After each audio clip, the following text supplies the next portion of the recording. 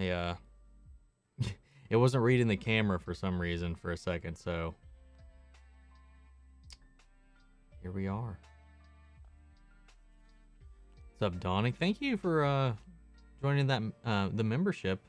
Welcome to the club. And I got a little pinned comment up there. I'd like to add also Cowboy Bebop, but then again, like for me, I mean, if it's going to adapt the anime, I know how it ends, but some other people might, so let's avoid spoilers for that as well. Nice to see you, Space Cowboy. What's up, Soups? What's up, Superbad? Dixie, Kyle, how's everybody doing? I'm doing okay so far. Only woke up 2 hours ago, so the day's just really starting. But yeah, I'm doing pretty decent at the moment. Oh, and you're endorsed by Superman. And now I'm endorsed by Superman. I appreciate that, Superman. Look up to you, my guy. Superman, underrated character. These days, I feel like. I don't know, man. I remember growing up, like, even in my early teen years or whatever, that I was just like, you know what? I could not get into Superman at all. Like, when I was a angsty little teenager, I was just like, always, he's boring, he's a goody-goody, whatever, all that garbage. It wasn't really until I got older that I, like, really started to appreciate Superman. I don't know what it was, but I love him now, man. I really do.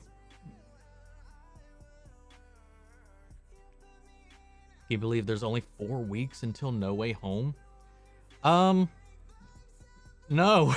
It feels like it's one of those things that's just always around the corner. That it's just like never gonna actually show up. You know, but we'll see, man. It's coming. It's been delayed in a lot of other places. I feel like Europe or the UK and America are the only ones actually getting it on time, so we can see. I forget what it's called, but it's from Knocking Point. It's a blend, so I'm not exactly sure what's in it. I can get the bottle, but it's probably still on their site. They don't deliver here anymore. I used to subscribe to Knocking Point's wine box, but they don't deliver to my state anymore, and I'm sad about that. It is, because I don't think it's one they've discontinued, so I should still be able to find it. Yeah, here it is. Year 8. It is, because they would just send me like a random box of 3 different wines, and I would just kind of taste them. So it's a Cabernet blend with Syria. Probably didn't say that right. That's kind of all the information it gives on this one. It's a little tart, for sure. Do you think there's going to be a final No Way Home trailer? Honestly, I kind of feel like the one we just got is probably the last trailer we'll get. We'll probably get some TV spots, but I don't expect any like major trailers to come out at this point. I mean, honestly, what else are you going to show if that happens? Oh, what's up, that gay geek? Welcome to the championship. Welcome to the what am I trying to even say? Welcome to the group. Thank you so much for that, man. Let me know if you have any issues with the watch along sheets or the Discord actions and all that jazz. When is D23? It's actually going on right now. From what I've read, they don't have any announcements planned for it as far as shows and stuff goes. I looked at the schedule, and it's all like Disney Legacy, Disney Park stuff, Mickey Mouse stuff. Like there's nothing on the schedule at all for Marvel or Star Wars. So I don't know. Maybe they'll surprise us. But right now, I mean, it's been going on for 6 hours now, and nothing's come out yet. So I don't know. we'll have to wait and see if anything comes out. But yeah, I'm afraid of red blends. Knocking Point, interesting. Haven't ever had that. So, Amanda, I don't remember if you are or not, but I know a lot of the stuff I cover here is Arrowverse related content. Got my Star Labs shirt. I bought a bunch of new Arrowverse related shirts here to add to everything. But Knocking Point Wines is Stephen Amell, aka Oliver Queen, aka Green Arrow. It's his wine company that he opened up, and that's one of the reasons I was like, I want to check this out. Especially because of the name itself. Knocking Point is an archery reference, so it's kind of inspired by Arrow in and of itself. But so that's one of the reasons I decided to check them out. But they import out of Washington, or export out of Washington and Canada, so that's why I don't think it comes here anymore. They used to deliver to my state, but then I guess something changed with the laws and they can't deliver here anymore. So I'm slowly working down my final 2 bottles that I have from my last crate. I'm not a huge fan of what I have left over, but I'm not going to waste it, and I'm actually going to drink it. Like, I'm not a huge fan of this one, but I'm not a guy to let some wine just go bad. Not that it can, but you know what I mean. Let's see. It does feel really surreal that we're going to be seeing No Way Home in theaters soon. I know, man. I'm a little all over the place at the moment. I just noticed that I'm kind of bouncing around chat rather than going linearly. Gotta say, the reviews for Cowboy Bebop is kind of brutal. Yeah, I know. And even some of the comments that I've gotten on my reactions so far, people just really don't like it. I mean, I understand it's not like the anime. It's never going to live up to that expectation, and I didn't expect it to. It's exceeded my expectations. My expectations for Netflix producing anything live action and anime related were very far and below what we've gotten. I've enjoyed it so far.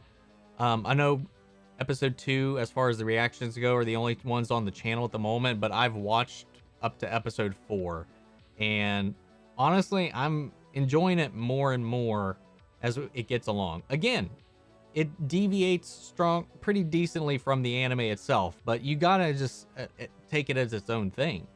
I think it's both a faithful adaptation, at the same time it's doing something on its own, because honestly, that you can't one for one translate that stuff. It's just not going to work. But I enjoy it. I'm only halfway through the Cowboy Bebop anime. Is the live action show an adaptation of the whole anime, or just like half? I don't know. I'm not sure how this season ends. I don't know if there's actually a plan for a season 2, because the anime itself just kind of like, when it ends, it ends. There's not been anything to follow it up at all. It's, I think, 26 episodes total, if I remember right. And I'm not sure exactly how much this show covers so far. I know, like, so far, because I don't remember every individual episode. It's been years since I've watched the anime. But the first episode is basically an extended version of the first episode. So I don't know. I don't know. I don't know what they're going to do. But they definitely have already changed up some things. Like Soups mentioned, certain characters were introduced way earlier. There's been some minor changes throughout it, but nothing groundbreaking. They've changed some stuff with some of the characters' backgrounds, but nothing disastrous, sure. Nothing egregious. The dialogue can be a little stunted sometimes or uninspired, but I find it entertainingly cheesy, and that's fine. Did I have fun seeing Ghostbusters Afterlife? I did. I did have fun with the movie. I thought it was quite charming. It definitely has some issues with the script and some of the third act, as well as a few plot holes that I can call out quite easily. But overall, ignoring all of that, I had fun with it. It was cute, and I think it had its heart in the right place, and that's all I can really ask. Yeah, just don't go to IGN's channel because it has heavy spoilers. Yeah, I definitely will avoid that. Don't really want another No Way Home trailer. I'd rather leave it previewed content where we have it. I agree. I agree, Amanda. I think if they showed more than what they've shown so far, I feel like they'll show too much. So I hope that we'll figure that out. I hope they hold off. I know so many people want more, but I really want to not, you know. Do you think we will have to wait until the movie to see how Doc Ock, Electro, Goblin are saved from their respective deaths? Oh, well, I would hope so. I would hope we'd have to wait till the movie to find out. If that gets spoiled, that'd be horribly depressing, I think. I don't want to have that ruined. Oh, thank you for the super chat, Scott. I'm most excited for Black Lightning, Mia Queen, and Sentinel in Armageddon. Do you think next fall we'll finally get Clark, Sarah, and Kara back around on the table with Barry and Jefferson? It's very possible. The reason that was given for why they aren't in this crossover was scheduling and, you know, the final season of Supergirl having just aired, you know, so it just was the wrong time for all of them to be included. So I definitely understand that, and it doesn't, they're not required to be in this. It's Barry's story after all, so only the people necessary to it I feel like are going to come into play. But yeah, I like it so far. I mean, we've only got the first episode, but it's already, this first episode was better than all of last season, and it already feels like it's taken itself a little more seriously. I can't wait to see Toby and Andrew again, especially in No Way Home. Me too, man. Me too. Am I going to see that Resident Evil movie? You bet your ass I am. I'm definitely going to see that thing. It looks faithful, but also like complete trash at the same time. But it's got to be better than the sequels we got to the Paul W.S. Anderson film. I like, even though it is its own thing, its own take on the Resident Evil series, I like the first Resident Evil film that he made, but all of the sequels were just garbage. The best kind of garbage, like the popcorn, I eat some popcorn, hang out with your friends, have some drinks, and just make fun of it kind of garbage. But I enjoyed them for what they were, but they were definitely, this seems like it's at least trying to follow the games and the main characters and all that stuff while tweaking some things, clearly, to make a stronger, not a stronger story, a more screenplay-worthy story out of it. We'll just have to wait and see. Either way, if it's bad, I think it'll be fun. So I'm going to go check it out. Who would win between the Eternals, including that guy, his sidekick in the end credits, versus Snyder Cut Justice League, including Green Lantern and Martian Manhunter? Oh, the Justice League would whoop the fuck out of the Eternals. Like, yeah, I don't think any of them could do literally anything. Honestly, I think DCEU Superman could 1v1 the entire Eternals. And that guy and his sidekick, I'm not sure exactly what they can do. That group, because we didn't really get to see their powers, and I'm not that, like I've said many times, I'm not that familiar with the comic book side of things as far as the lore. I know a little bit about Eros, but I don't know, I can't remember what his powers are. I think they're like pheromone related, but I don't know how that'd help him in this situation, to be honest. But I think Snyder Cut Justice League would raffle stomp the Eternals. I mean, Batman probably wouldn't ever even have a moment to get a hit in. He could fight Phastos, I guess, or Droog, assuming Droog could control his mind. But then again, if you include a Martian Manhunter in that, he's a psychic as well, so he could counteract that. He can block psychic signals, so that's also a thing there. Do you know when the embargo is going to lift for No Way Home? I do not. I have no idea. Did I like 2016 Ghostbusters? I never saw it. I saw the trailers for it, and I thought it looked awful. So I never watched it. I never went and saw it. I kinda want a Cowboy Bebop game, like Guardians game, since I played that and enjoyed it. I don't know if that Guardians game would be a good style for like a Cowboy Bebop game, but you could definitely do like a space cowboy kind of like GTA maybe, or Hitman, like a Hitman style game with their little anime flair, with a little more of like this cyberpunky 70s sci-fi vibe to it. That could be fun. I think that would fall in line with the whole bounty hunter aspect. So much TV dropped this week. How are you able to manage your schedule? I got help with some editing, finally. So it is, some weight is off my shoulders because I can't obviously have them do every show that I'm covering, but I've gotten a little bit of help with some of the days that I have multiple shows. So to ease some of that off of me a little bit, because that's where you guys have come into play. Like with some of the shows that have come here recently that have popped off, the channel's doing pretty well, but the Patreon and the memberships here is really what's helping me take some of that load off my back. I've been able to at least actually get some sleep here lately too. So I really want to thank everybody for that, because it's been insane, the support that's been coming this way. And just how well the shows, all the shows we've been covering have been doing. Honestly, really glad I did Arcane. Not only because I'm loving it, because holy shit, I did not expect it to be performing as well as it did. I'll be transparent about that. God, I'm liking those numbers. But I'm loving the show, my God. It's so emotional. Such an emotional roller coaster. Again, I have not finished Act 3. A lot of people haven't started it, so no spoilers for Act 3, please. Let's see. The Flash is back. Yes, it is. And it's good. Good start. Good start. I hope it holds strong. I don't want them to go, like, put their best foot forward and then it just fall apart in the later episodes. I love the live action Cowboy Bebop. It's like a mix of Scott Pilgrim, Tarantino, and The Mandalorian. That's a good comparison. Tarantino, who takes a lot of inspiration from a lot of the same sources as Cowboy Bebop, which, you know, spaghetti westerns, Desperados specifically. I can't remember. I think Blade Runner was even an inspiration for Cowboy Bebop, like the anime. So a lot of that translates into the show.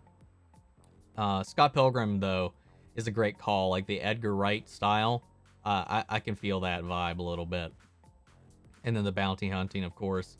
Scott Pilgrim, man, I love that movie. I love that book series. I finally, not too long ago, got the colored versions of the graphic novels, and I love them. That was one of my favorite graphic novels to read through. If you like the movie and haven't read the graphic novel, read the graphic novel. They were really good. Thoughts on Sabine Wren being cast in Star Wars Ahsoka? I like the casting. It's a pretty spot-on casting. And even hammers in more so that it's going to be like this Rebels 2.0 or sequel to Rebels more so, because we have, I mean, Ahsoka, Sabine, Ezra, and Hayden Christensen's also confirmed to be in it. So, woo, it's looking like a stacked show, man. Can't believe Chucky is almost over. I know, man. That last episode really, it started off so strong with those familiar faces returning, and then it really hurt my soul with what happened later in it, with what happened to Junior's mom, because her whole storyline is very personal to me. So that hurt, to be honest. Like, there's a whole commercial break, obviously, because, you know, I have to edit things down and I'm not going to include the commercials. That's not going to happen. But there's a whole commercial break where I'm just trying to, like, compose myself, because, like, it made me upset to the point where I was just kind of numb for a little while. So I think, like, when you come back after that one moment, it's where it kind of takes me a little while. You can even kind of tell in the reaction, like, that I'm still trying to recover a little bit from it. What's up, Extreme? I'm doing pretty good, man. I'm pretty good. Thank you. How are you, man? Ralph has pitched a Kingdom Come TV series. While I liked him returning as Superman, I think he should do more Rey as a mentor. I like him more Rey than Supes. I liked him a lot as the Kingdom Come Superman. And while I like him as Rey, the CW fired him. They let him go. So I don't know what that relationship is like. So I don't know. As much as I would like more Rey, and maybe even an Adam spinoff where maybe him mentoring Ryan Choi or something like that would be fun. I'd like that. I just don't know. I'm just glad that the relationship's not so sour that he doesn't return. That's at least benefit to me, though. We'll see. Stay. I can go. I'm going to see Ghostbusters Afterlife. Well, let me know. Let me know how you think. I think you say I can't stay, or I'm not sure exactly what you were trying to say there, but have fun with the movie. Let me know what you thought. I feel like Netflix will cancel Cowboy Bebop because they cancel everything. Not everything, just most things. Most things that most people are wanting more of, but it's like usually the more expensive things that get caught. And this show looks pretty expensive. Like the budgets, the scale, the production design, the set designs, the CGI that goes into it, it's all pretty extensive. Think what you will about the script or the acting, but the production of the show is pretty good. But yeah, we'll see. They'll probably do it. I think Bushmaster plays a great Jet Black. Bushmaster? Is that Bush? Is he? I don't recognize him.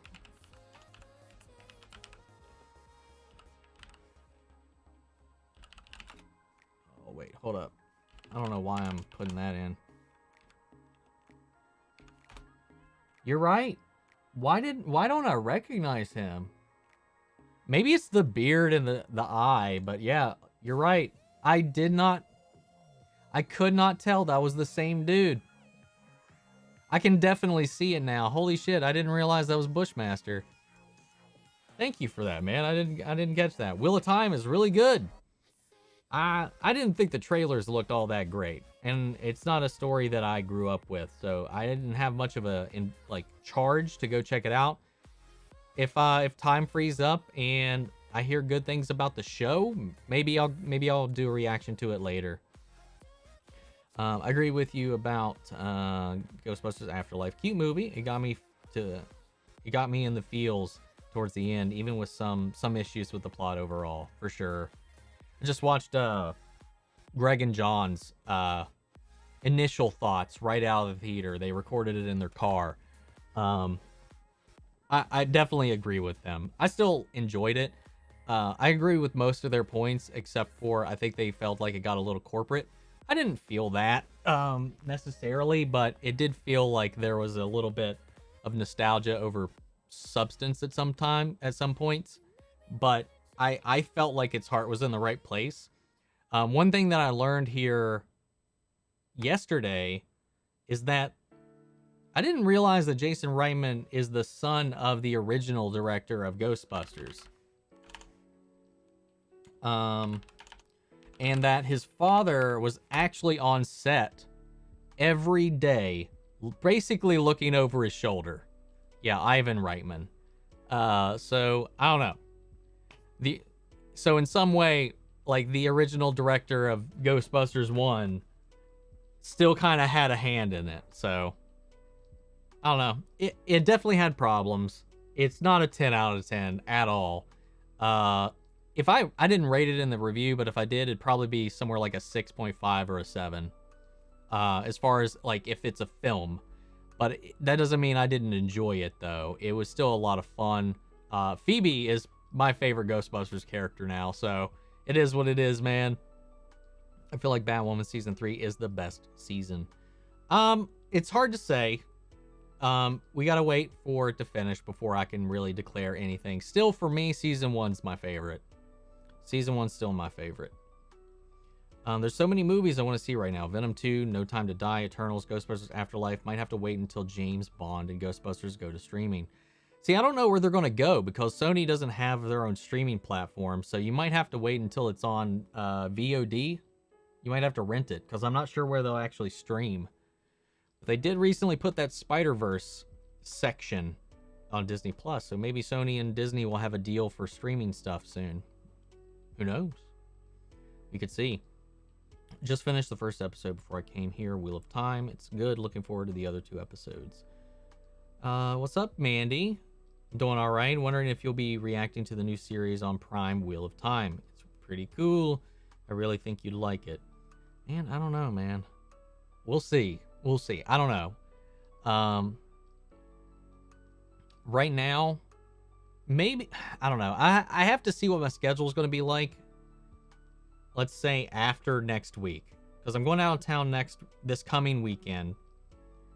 And this week, Batwoman, Legends, go on hiatus, so those shows won't be airing again until January.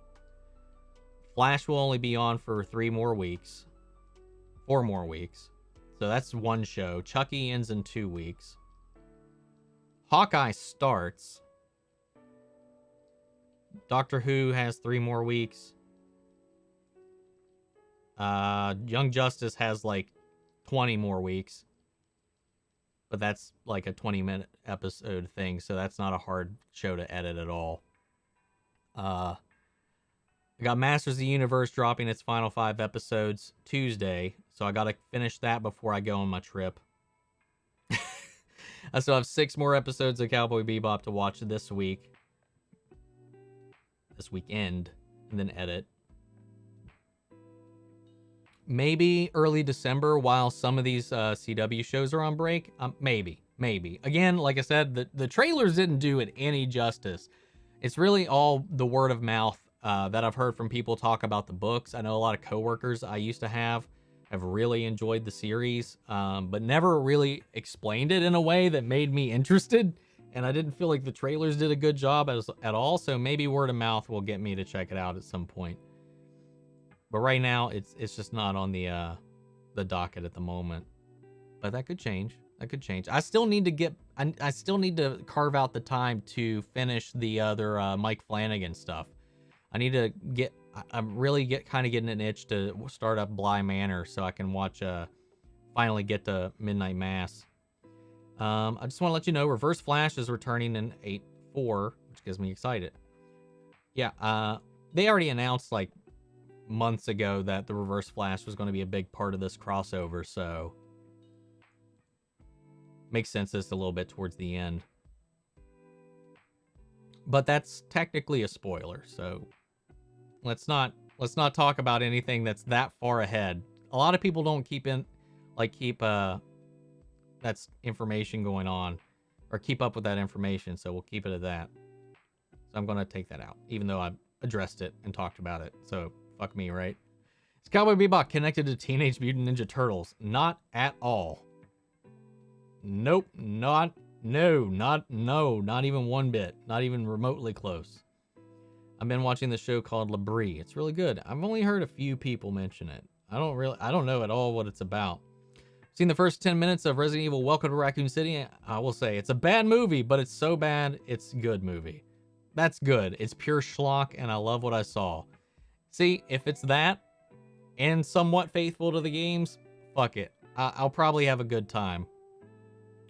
Mary is awesome as a villain in Batwoman.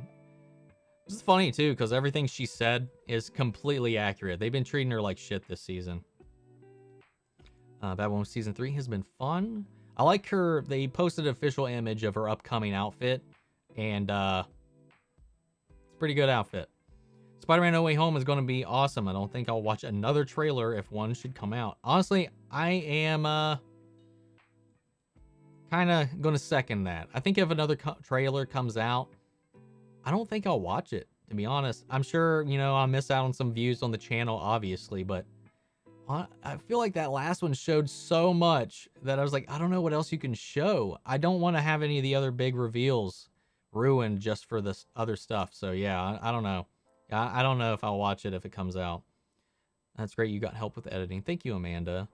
Really pissed off at Ghostbusters Afterlife that they make a video game non-canon. Well, none of the video games are canon.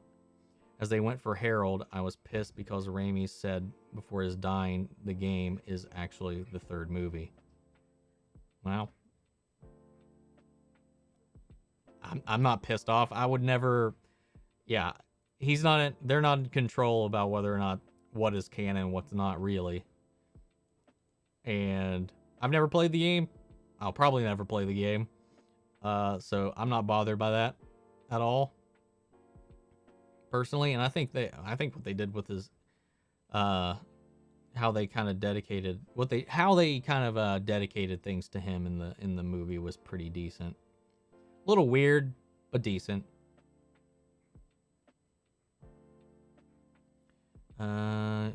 Congrats on getting that editor. Thank you, Chris. You got Arcane out so quick. I've been really liking the show and your reactions. Won't say anything more than that about Arcane. I'm assuming you've already watched ahead then, Amanda. I yeah, for that, because of how like hungry I am for it, I stayed up. I was recording. I was kind of getting a backlog of Cowboy Bebop episodes, so I watched up until episode 4 of Cowboy Bebop last night until 3 a.m., which was when Arcane released, so that I could watch Arcane, record the reaction, edit the reaction, and then go to bed. So I don't think I made it to bed until 6 a.m. last night, so that I could get at least the first episode of Arcane out. I want that first episode out the next morning, and from there I'll just roll out the other ones one per day, because I feel like so far that's what I've found to be the easiest for me, because I'm the one still editing Arcane, so I can get those out on time. I liked Afterlife, but that is part that really pissed off at. Yeah, I mean, I always treat games, no matter what, as non-canon, so I can feel that if you were really attached to the game. The tickets for No Way Home come out on November 9th. I gotta say, it's going to be hard. Yeah, probably. It probably won't be that hard for me to get tickets around here. One of the benefits of being in a somewhat rural area is there's not a huge population. Downside is some of the more artsy films, some of the more limited releases and stuff that I really want to see and check out don't show at any of our theaters around here, because I really wanted to see Spencer.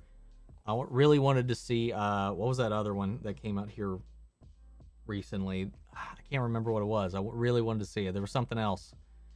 It did play here. A lot of stuff doesn't play around here like that unless it's like a wide release. But for the bigger stuff, it's fairly easy to get tickets. I haven't seen a sold out theater since Revenge of the Sith, probably. I think that was the biggest. Now, that's not true. I think Force Awakens had a pretty big ticket sellout. But Revenge of the Sith was the biggest thing, as far as like, you better have gotten your tickets that I've been to. In-game was pretty close, but I didn't pre-order my tickets or anything for that. I just kind of came in and we got seats. So I don't know, man. It's so random anymore. But yeah, it's gonna be fun. So The Flash, season 8, episode 1 was awesome. Set up the characters for the rest of the season. The plot for Armageddon was done really well. I thought the CGI was really well done. Flash didn't have anybody in his ear. He made all of his own decisions. He didn't consult anybody. He was immediate, taking action, taking charge, using all of his powers to their fullest, and didn't take anybody's shit. And I like that. That was my favorite part of the entire episode, was how he dealt with all of his own problems. Obviously, up until Despero showed up, and then the Ray stuff was fun. I like that everybody is kind of living their own lives, except we didn't really get to follow up with Chester much. He was just kind of there as Ray's escort. But everything else, I love what they're doing with Iris and Allegra in this so far. And like I said in the reaction, this is the most I've been invested in what Allegra's been going through at all, because I've been in very similar positions. You know, when you're the younger person getting a managerial job and stuff like that, and they're not taking you seriously, and I'm like, well, suck it. Nah, I was never like that, but like, you got to get that respect. So it's a little bit of a struggle, especially when you're a little softy. So when is Mandalorian season 3? Sometime next year. I would have to imagine next fall or next winter, probably. What's up, Busy? How are you doing, man? Welcome. Thanks for hanging out. Don't Google Bushmaster? Why? I got the guy from Luke Cage. I didn't get anything weird. Looks like season 8 will finally be the season where Eric Wallace hits the mark with his graphic novel format. Judging from Armageddon, looks like the stories are going to be very well paced. That's the feeling I'm getting. I feel like he was kind of dealt a weird hand, to be honest, and I'm trying to give him the benefit of the doubt. So that's why I'm going in this season with fresh eyes, because obviously, you know, he was playing a little bit of cleanup in season 6 when he came on board as the showrunner, And then that production got halted because of COVID. And season 7 was dramatically affected due to COVID and a lot of other issues going on with the cast, with COVID protocols and all that stuff. A lot of things they wanted to do, they couldn't do, and they had to wiggle their ways around it. So I'm hoping this season Eric Wallace finally gets his stride and we get a good season here moving forward. Mando season 3 will most likely be towards the end of 2022, early 2023. I agree with that, Justine. I feel like Spider-Man No Way Home is going to join the $1 billion club. Not right now. Not right now. I really doubt it. It'll hit $1 billion in this climate, but who knows? I could be wrong. I still know a lot of people that are going to be waiting for it to come out in streaming or VOD that aren't going to go see it in theaters. And I believe Japan still isn't getting it until January. So the number's going to be really weird because a lot of countries, especially in the East, are not getting it for another month and a half past when we are going to be getting it. Haven't seen Legends since season 2. It really kind of goes downhill from there. I've been enjoying this season more than last, but Legends kind of, the first 2 seasons are still easily my favorite. So glad you're finally able to get help with your editing. Thank you, Mandy. I really appreciate it. You, amongst many, have really made that happen. So thank you guys. I sent a super chat, but it wasn't read. Oh, shit. Sorry, man. Sorry. I didn't see that. I don't know why it didn't pop up here. Bro, what are you hoping to see in a post-credit scene? Sorry about that, Lucky. In No Way Home, that would make you lose your shit. For me, it'd be the Fantastic Four. A great way to introduce them. Oh, fuck. Honestly, I don't know, because I don't necessarily know how the movie is expected to end. I would like... I don't know. Let me think on that.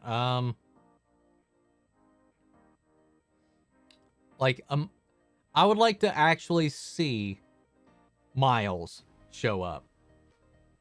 Just be set up even more than he was. We didn't get a name or anything, just my nephew.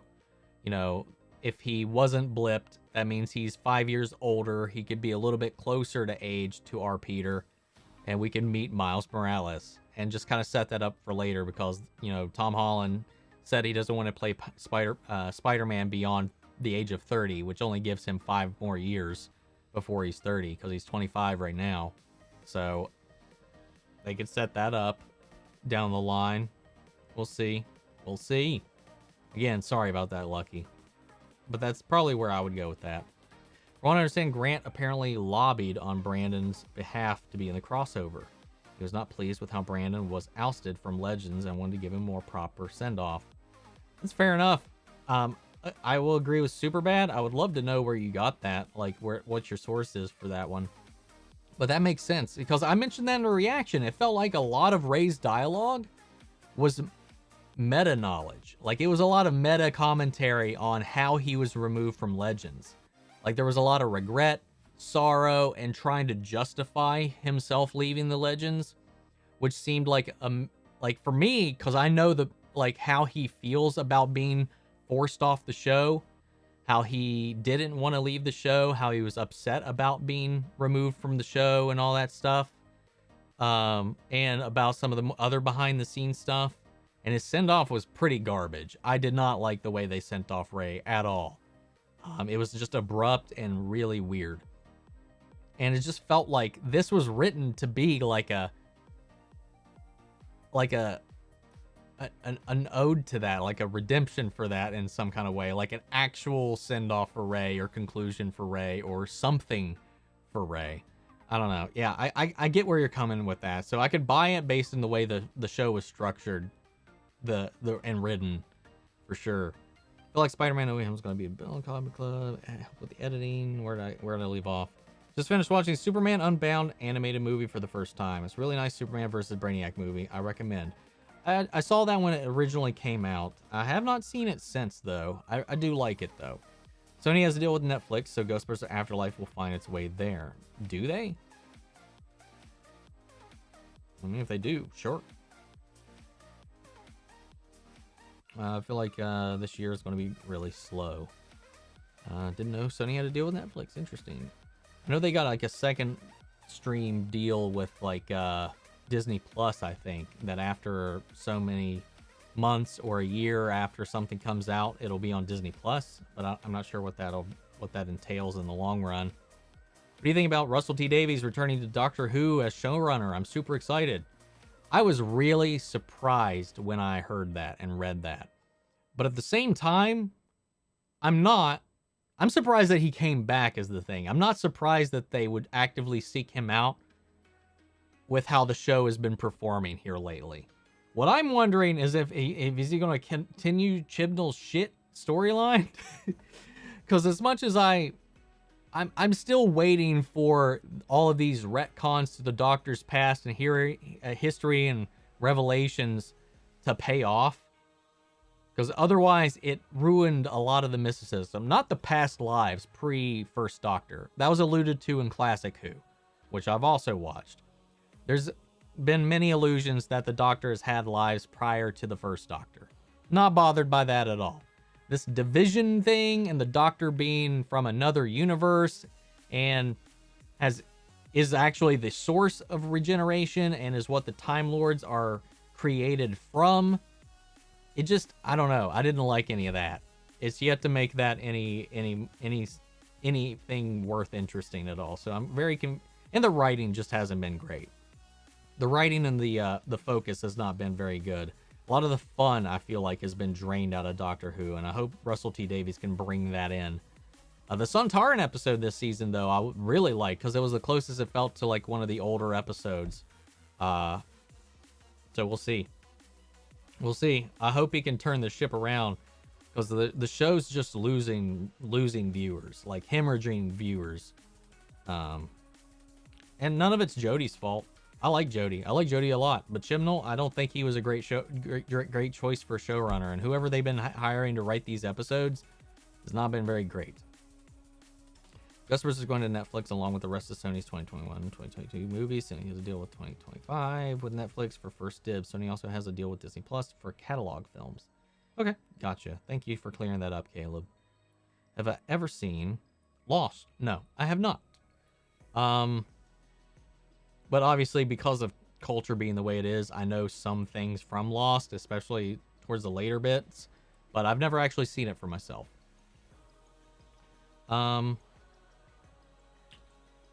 Let's see. You know what I want to watch? Any more No Way Home trailers or TV spots?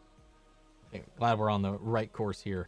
I'm 15 minutes into Wheel of Time, and I don't know how I feel about it yet. Fair enough. Everybody else in here is trying to get me to watch it. Labrie is okay. It's about a sinkhole opening up in Labrie, California, and people who fall into it get thrown back in time 10,000 years. Ooh. A little bit of Land of the Lost, kinda. I want an MCU Miles Morales story like his PS5 game. That'd be cool. And, you know, they don't have to shy away from not having two Spider-Man. Like, you can have two Spider-Man. It happens in the comics. It's perfectly fine. And fans are calling CW hypocrites because the Batman villains are knockoff versions of the original villains. Yep. But let's be honest, WB Films wouldn't allow CW to properly use Batman villains.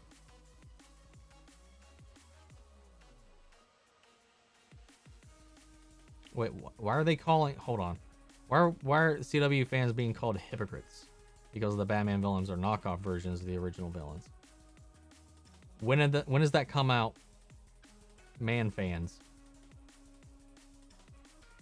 I don't see how that correlates at all to like any of the ongoing conversations. Black Mass doesn't count as that character in BOP because W Films was allowed to use Black Mass on the CW. Yeah, I'm not sure what you're trying to argue there. I mean, it just sounds like people on social media just want to whine and bitch because they're not happy with how their side of the fandom is going right now. What Miles Morales in the MCU? Yes, I felt the same as you. I had to get after halfway through to decide I was in. What's up, SJ?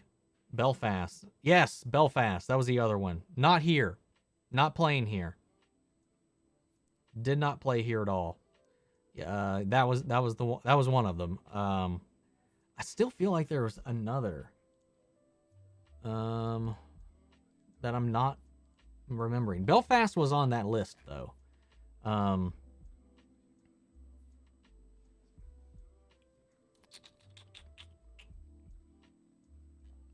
Maybe it was something that came out last month because I'm not seeing it on the list anymore. Let's do a previous because I'm just curious now because of like what it was.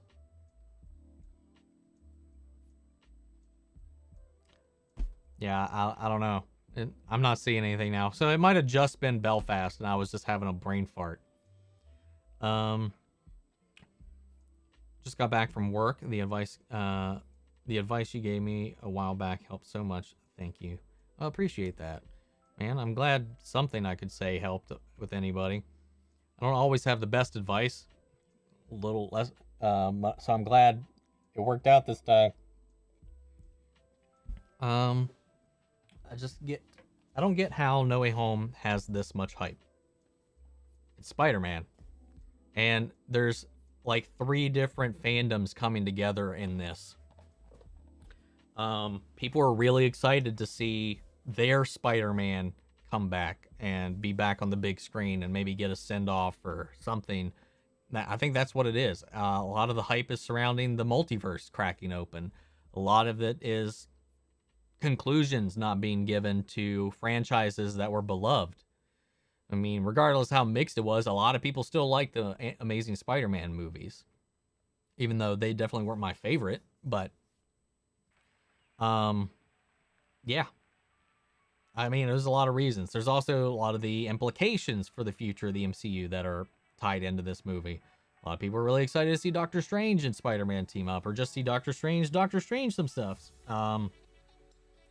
It's Spider-Man. It's Marvel's biggest, like, Marvel comics, Marvel film, Marvel animated's biggest character. Like, Batman is DC's biggest character. Spider-Man is Marvel's biggest character. Like, on paper, numbers, Spider-Man. Always been the most favored out of any of the characters that they've created. That's why Sony is so adamant about not selling the rights to Spider-Man now that they have them, and how much they are putting out there. If people want to buy it, it's a pretty ridiculous number. It's like 3 times what Disney paid for Star Wars just for Spider-Man. So I think a lot of it has to do with that. Quick thoughts on The Flash. Good episode, probably better than all of Season 7 already, but I'll enjoy the crossover and hope the consistency stays when Season 8 actually starts in March. Yeah. It's weird that we got such a huge jump, because we'll have just the crossover, these 5 episodes, so we got 4 more weeks of The Flash, then it goes on break all the way until March. Isn't The Flash Season 8 25 episodes? The 5 episodes plus a 20-episode main season? No. The crossover is included in the total season of Flash. And from what I've heard, there's only 18 episodes. So after the crossover, there's only 13 to go after that. That's what I've heard. That's what Paigey said. That's what I've talked to Canada Graphs. That's what he's told me. So it could change, because I know they're still filming Season 8, like the back half and all that. So it's possible that actually the first half, because they've only been focusing on the crossover so far. So they're still working on filming the rest of Season 8. And that can change, because originally Superman and Lois was only 13 episodes, and that during production they decided to add 2 more episodes. So they could, it's 18 currently, with the possibility of increasing to 20, but the crossover is included in that total. I don't see how Mia Queen fits into the crossover, though. Well, I mean, time travel's involved, so they don't have Oliver for it, so the next best thing is Mia. And also another reason they brought Mia in, from what I can gather from some interviews, is so that they can give some proper closure to the fans of Arrow, and wanted to know what the fuck happened to William at the end of that cliffhanger on Season 8, Episode 9. So we'll be figuring that out. So it's basically to be like, we didn't get our pilot, but here's what happened that you guys missed. I think we'll get a little bit of that. It's also setting up more of that legacy because there's some other characters from throughout time that are going to play into things, I believe. How do you feel about Tom not wanting to play Spider-Man past 30? Personally, I think he should hold out longer, but maybe he's fooling us. I feel like I agree with some people who think it's a public negotiation that he's doing. He's saying these things to negotiate because his contract is up. After this film comes out, he's only got one appearance left, not solo movie, appearance left on his contract, and then after that, he's kind of free. So I feel like it's a negotiation tactic, what he's been saying publicly. Kind of like the whole public Marvel Sony thing that became very public about their potential breakup, and it became a public negotiation using the fans as weaponry. I think that's what that is. Because let's be honest, man, like, I'm sure as like an artist, like playing the same character over and over and over and over again would suck. But look how fun I'm sure that is. And how much of a missed opportunity that is as far as the paycheck. Let's be honest, like as much as I would love to be Spider-Man or have fun making Spider-Man movies, you throw a check at me, I will play Spider-Man until I die if I'm getting that Marvel money. Fuck, man. He's 25. I would ride that shit until I'm 40. Until I'm at least like, you know, even Robert Downey Jr. just knew what he had, but he negotiated, he baited until he was the highest paid person in the industry until he left to finally decide to, all right, to cut ties. I don't know, man. I feel like that's, I just don't know. I don't believe Tom. I don't believe Tom. Let's just end it at that. I'll explain why Mia's in the crossover. I have a love-hate relationship with The Flash. Love seasons 1 through 5. 5 was okay. Or 1 through 4. 5 was okay. Hated 6. Watched half of 7, then fell off. Thought 8-1 was pretty good. Yeah, I like seasons 1 through 3. Or 1 through 4. I like seasons 1 through 4. 4, the only issue I really had with it, again, I mentioned many times, is that they made DeVoe too powerful, so when they defeated him, it felt a little not earned. But I enjoyed the season. I enjoyed him as a villain. Season 5 was trash. I did not like Cicada. It started off good for 3 episodes, and the rest of the season was straight garbage. Season 6 was okay. I thought it was okay. I thought the first half with Bloodwork was really good, and I never really could get on board all that much with the Mirror Mistress thing. And then it didn't really conclude all that well. So yeah, I can see how you didn't like season 6. But personally, I really liked the first half with Bloodwork and all that. I thought that was really interesting. No Way Home will 100% make $1 billion. It's releasing in China. That's going to help. I mean, it'll help, but I don't think it'll make $1 billion, man. I'm not saying it can't. I'm not going to put money that it will. Let's see. Technically, Armageddon is an event completely a Flash story. He even said, don't expect a team shot like other crossovers. That is true. This crossover event is just a Flash story. And he said that when it was announced, that it's not a traditional crossover event. It's like episodic tales following the Flash's story where other people happen to show up and help along the way. So, yeah, for sure. Let's see. How did Eternals reach 300 million without releasing in China?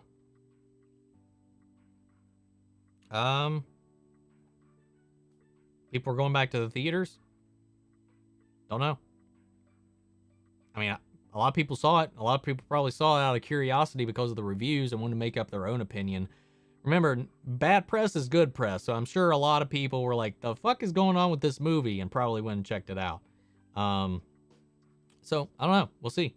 Ironically, Spider-Man 2002 was the first movie to make over 100 million opening weekend, so No Way Home will do the same post-pandemic. We're not post-pandemic. We're still pandemic, technically. Have I seen the rest of Arcane? No. It's only a few minutes. What? No. I've only seen episode 7 so far. I haven't had time to watch the other stuff yet. as per the pinned comment at the top.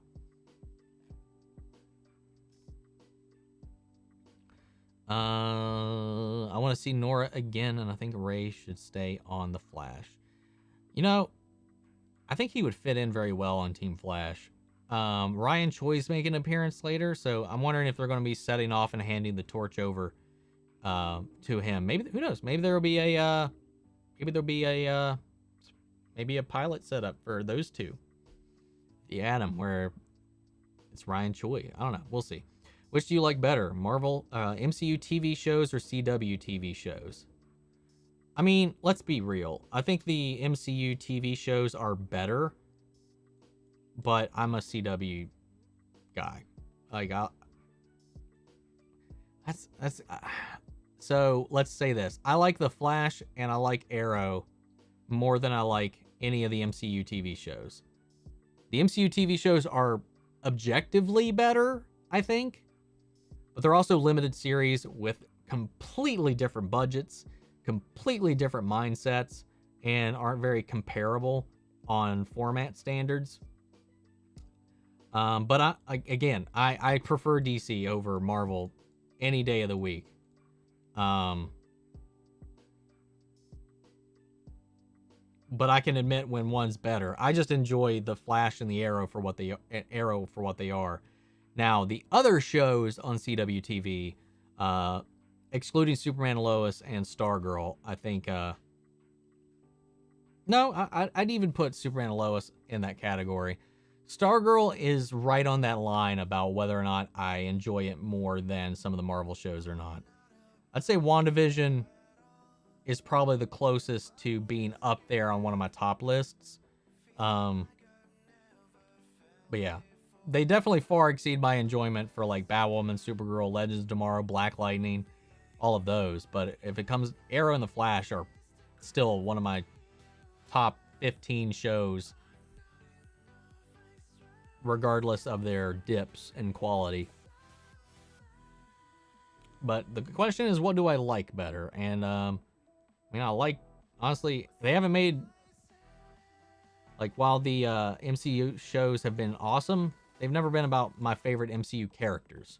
So the CW kind of wins out on that, just by default, for having Stephen Amell's Oliver Queen and Barry Allen on there. And Superman Lois. Anyway, sad that we don't have more of Tom Spidey in the future. Even though I have problems with the character, I really want to see him grow, and I hope Andrew and Toby get a good story in the future. I think that's part of the reason, too, that they announced that that Spider-Man Freshman Year animated series, to kind of keep Tom Holland's Spider-Man going a little bit, because it's going to be following his origin story in the MCU. So we'll have to see how that pans out. We'll probably finally get our MCU Uncle Ben in that. What the heck happened to that one villain on The Flash? You might need to give me a little bit of a hint for that one. What's up, Marduko? What's up, hun? You coming out of your box for a second, doing your ring fit, taking a break for your ring fit. Do you know that one villain of the Flash that has the power to break its bones? Oh, shit.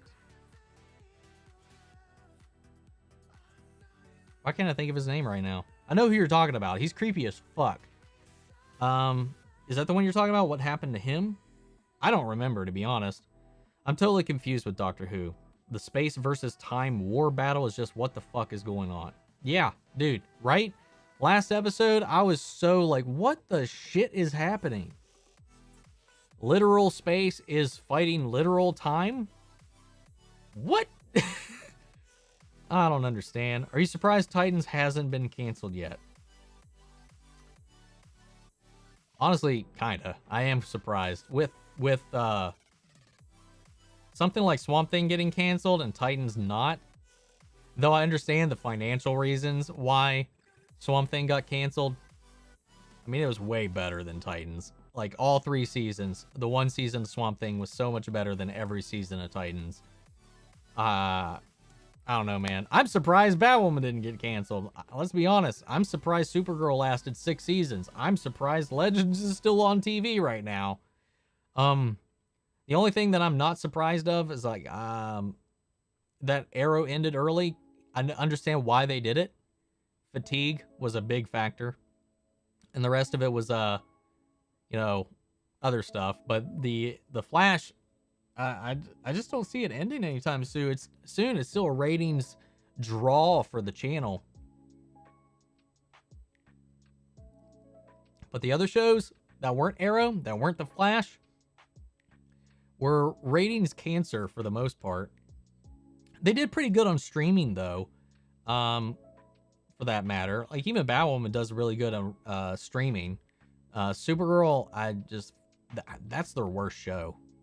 Let's be honest. I've talked about it a lot, and I've mentioned this to you guys. I love the cast. I love some of the portrayals, but the storylines, other than I'd say maybe season 3 storyline with Rain, have been utter garbage for the entirety of the show. I did not like season 1, other than the crossover with Barry. And season 2 was when I rage quit and stopped watching until I finally came back for Crisis on Infinite Earths. Season 5 was the worst television I've ever seen. Ever. God awful. Actually worse than Titans. I don't know if I would say it's worse than Titans season 1, but again, these are my opinions, not fact or anything like that. I'm not trying to say that, but yeah, that's how I feel about it all. Phastos versus Cyborg. Cyborg would win that fight. I'm going to watch King Richard. Let me know how it is.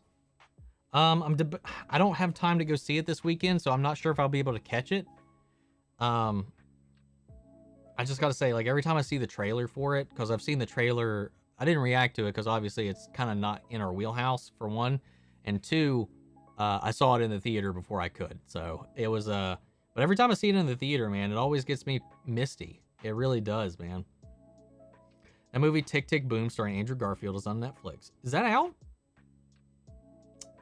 I'll have to check that out because it's about the composer that wrote Rent, right? And he's playing that guy. Why can't I think of his name right now? Because I was obsessed with Rent for so many years. I still know like most of the words to every song from that musical. You have quite the busy December schedule with new seasons of shows coming out. Thankfully, most of the shows, other than Hawkeye, The Flash, which will only go a little bit into December, Hawkeye and Book of Boba Fett, and a few episodes of The Flash, and then Young Justice will persist. But really, the only weekly shows that'll be going on in December is Book of Boba Fett and Hawkeye, Young Justice, and 2 episodes of Flash, I think. 2 or 1 episodes of Flash, depending on how they fall. I can't remember. I think 2 episodes of Flash. But the other shows that are dropping are Netflix shows, and those just all drop all at once. So we got Cobra Kai dropping all at once, December 31st, I think. And Witcher dropping all at once on December 17th or December 19th. I can't remember. So that's going to be the struggle, is getting those shows that drop all at once. I really like weekly schedules because they make things so much easier. And I still think it's the better format for releasing things you want to have long-term talks about. That's why I think Arcane's actually doing pretty solid right now, because people aren't just plowing through it and then forgetting about it in a week. It's just like, but Netflix doesn't care about that generally. That 3-week release schedule was dictated by Riot. That was a request from Riot to do that because it's like in line with an in-game event that they've got going on, so they kind of dictated that. But I wish Netflix would do weekly releases, man. I really do. That would make my life so much easier. I wonder what's going to happen in What If Season 2 and Loki Season 2. What If? I don't even fucking know what the villain, the goal, or what it's going to be. Is it just going to go back into a pure anthology? What's the overarching going to be on that? I don't know. All we know is that Agent Carter will be a prominent yet again in that season. I think that's the only thing we know so far. Loki Season 2, man, fuck. Who knows? I have no idea, man.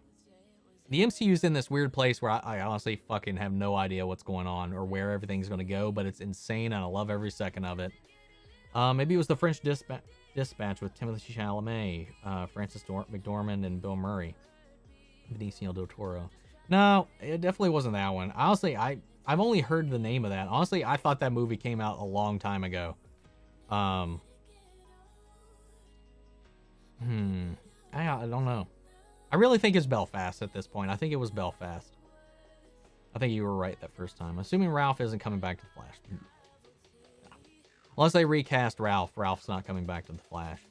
Do you think we could see MCU Spider-Man backstory in Spider-Man freshman year? Actually, already mentioned that. Like the design for Mary as Poison Ivy. I'm wondering why introduce her to be a temporary version when the real one will eventually come in the mid-season premiere. Do you like the design? I do like the design. And I also wondered the same thing. Why set her up as like a new / pseudo Poison Ivy when the real Poison Ivy is coming? Probably because we know Mary's not going to be a villain forever. It's just like a temporary little arc. I think that's why. But it's to have some fun with her character. I don't think she's going to be a permanent villain or a permanent Ivy. I think they are going to cure her because that's one thing they talked about doing, is getting some help from some friends they have, which I think is why it's going to tie Batwoman into the crossover over with the Flash a little bit more closely. I think they're going to have some Star Labs help them out with a cure for what's going on with Mary, and then the real Poison Ivy will be out and about, because they also have set up and need to conclude that Renee Montoya struggle between Pamela and her. So I think that's what they're going to do. And when Tom H said he had a solo movie and a team-up movie next to do, you think that team-up movie could be Doctor Strange 2? I think it's very possible. Very likely it's going to be Doctor Strange 2. Now, I don't think it was mentioned that it was going to be a team-up movie. I thought it was just an appearance in something else. Like, he would just he wouldn't lead another film, but he would appear in some other project. What if it's one of the Netflix? What if it's one of the Disney Plus shows? I don't know if that would count. I don't know if that would count towards what's in his contract, but maybe it's a movie appearance. I don't really know. I just know all I've ever heard was just another appearance. I think they already picked an actress to play the real Poison Ivy. They did. They announced it before the season came out. There is an actress cast to be the real Poison Ivy. Which with Mary becoming Poison Ivy, I kind of thought maybe we'll just see the real Pamela in like a flashback, which would be very disappointing. But I think she'll have a bigger part than that. Some people were sad that Tobey Maguire and Andrew Garfield wasn't in the trailer, and some people were glad they weren't in the trailer, but I'm not sure which side I want to be on. Dude, as much as I want confirmation that they're in it, that is something I want to have in the theater. I want that to be a cap grabbing the hammer kind of moment, man. I really don't want... As much as a fan, I am hungry for information and I want to know the secrets, at the same time, I don't. Because then when I won't be surprised when it happens. And that surprise is a lot of the fun of seeing these movies for the first time. It's one of the reasons people like watching reactions. Why I like watching the reactions. Seeing people's genuine thoughts to something they didn't see coming happen. So seeing the first time through. Because once you see something for the first time, once you even know something, even if it's like a leak or a spoiler, once you know that, it alters and affects your reaction later when you see it for real. And you never get that first reaction back. Once you have that first watch, it's gone forever. And that's why I like watching reactors and stuff like that, because it helps me relive some of the nostalgia of seeing something the first time that I can't ever have again. Like why I really loving watching people who have never seen Avatar: The Last Airbender watch it for the first time. Or Game of Thrones, regardless of how it ends later. There's so many iconic moments that I'm just like, oh, these people don't have any idea what's coming. And then things happen. It's just part of the fun of the whole thing. And that's as much as I want to know if they're in it and if we're right, if we're talking about the right things, it's going to be a much better experience not knowing and seeing it in the theater. But that's my opinion. Some people just want to know everything going into it. After your week trip, play Ghostbusters the video game. Maybe live stream it. It's been remastered on current consoles, and the last time you'll see the original 4 Ghostbusters together. Kinda. Kinda the last time. But I have to figure that. I'll figure that out. With how great Batwoman Season 3 has been, I think the show could have been at least 3 more seasons. It's possible. I mean, as far as structuring goes, I think this season being only 13 episodes is really going to help it out. Because I feel like they've been parsing out their episodes a lot better. They've been a lot better paced. There's not been a lot of fat on the episodes, so to speak. I still miss Kate, man. I really do. No Way Home. Shit, lost it because I scrolled down. Where'd it go? Lost my place. Okay, here we go. No Way Home will still be good even if Toby and Andrew aren't in the movie. I agree. And I won't be hurt or disappointed if they're not, because that just means Tom Holland overcomes all these other villains from other universes on his own and doesn't need help. And that'd be cool. Let's see. I think Spider-Man's final non-solo movie appearance will be in Hawkeye. I mean, Hawkeye takes place around Christmas and No Way Home takes place in the winter. I just don't know how he'd fit in on that as far as the storylines go, because it's kind of going to be like a man on the run kind of thing, and Spider-Man in his own right is kind of on the run as well. So I don't know. I don't think it's going to be Hawkeye, because Hawkeye will be, I mean, it'll be before Spider-Man No Way Home comes out, so I don't know. Will Drew, we all know Tom Holland Spider-Man can't take on 5 villains by himself. I don't know. We'll find out. Maybe he could.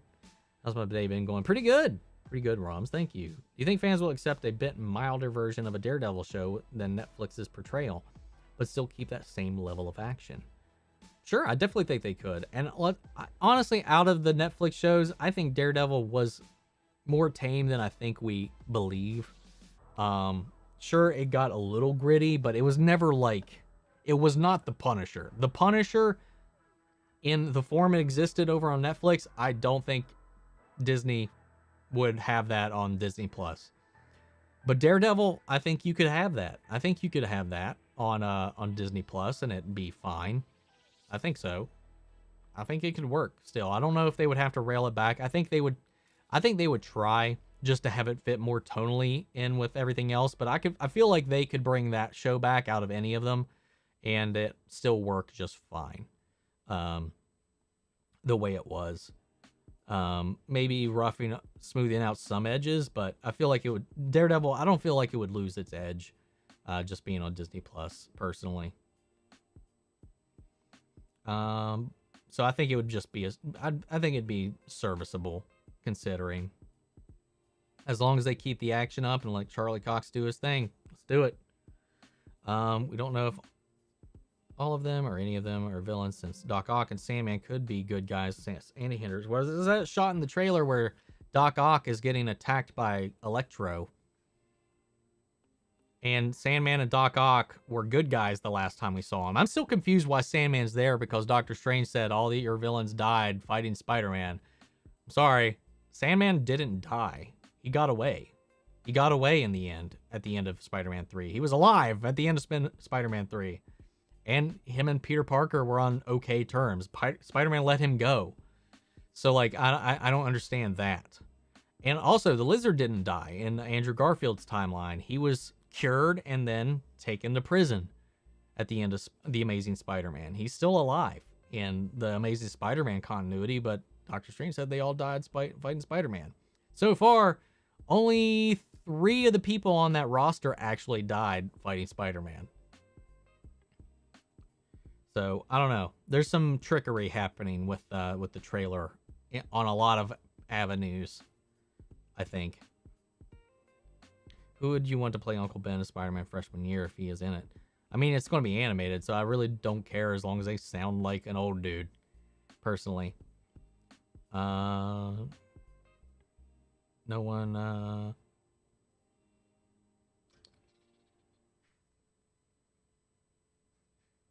Bridget Regan. Okay, yeah, okay.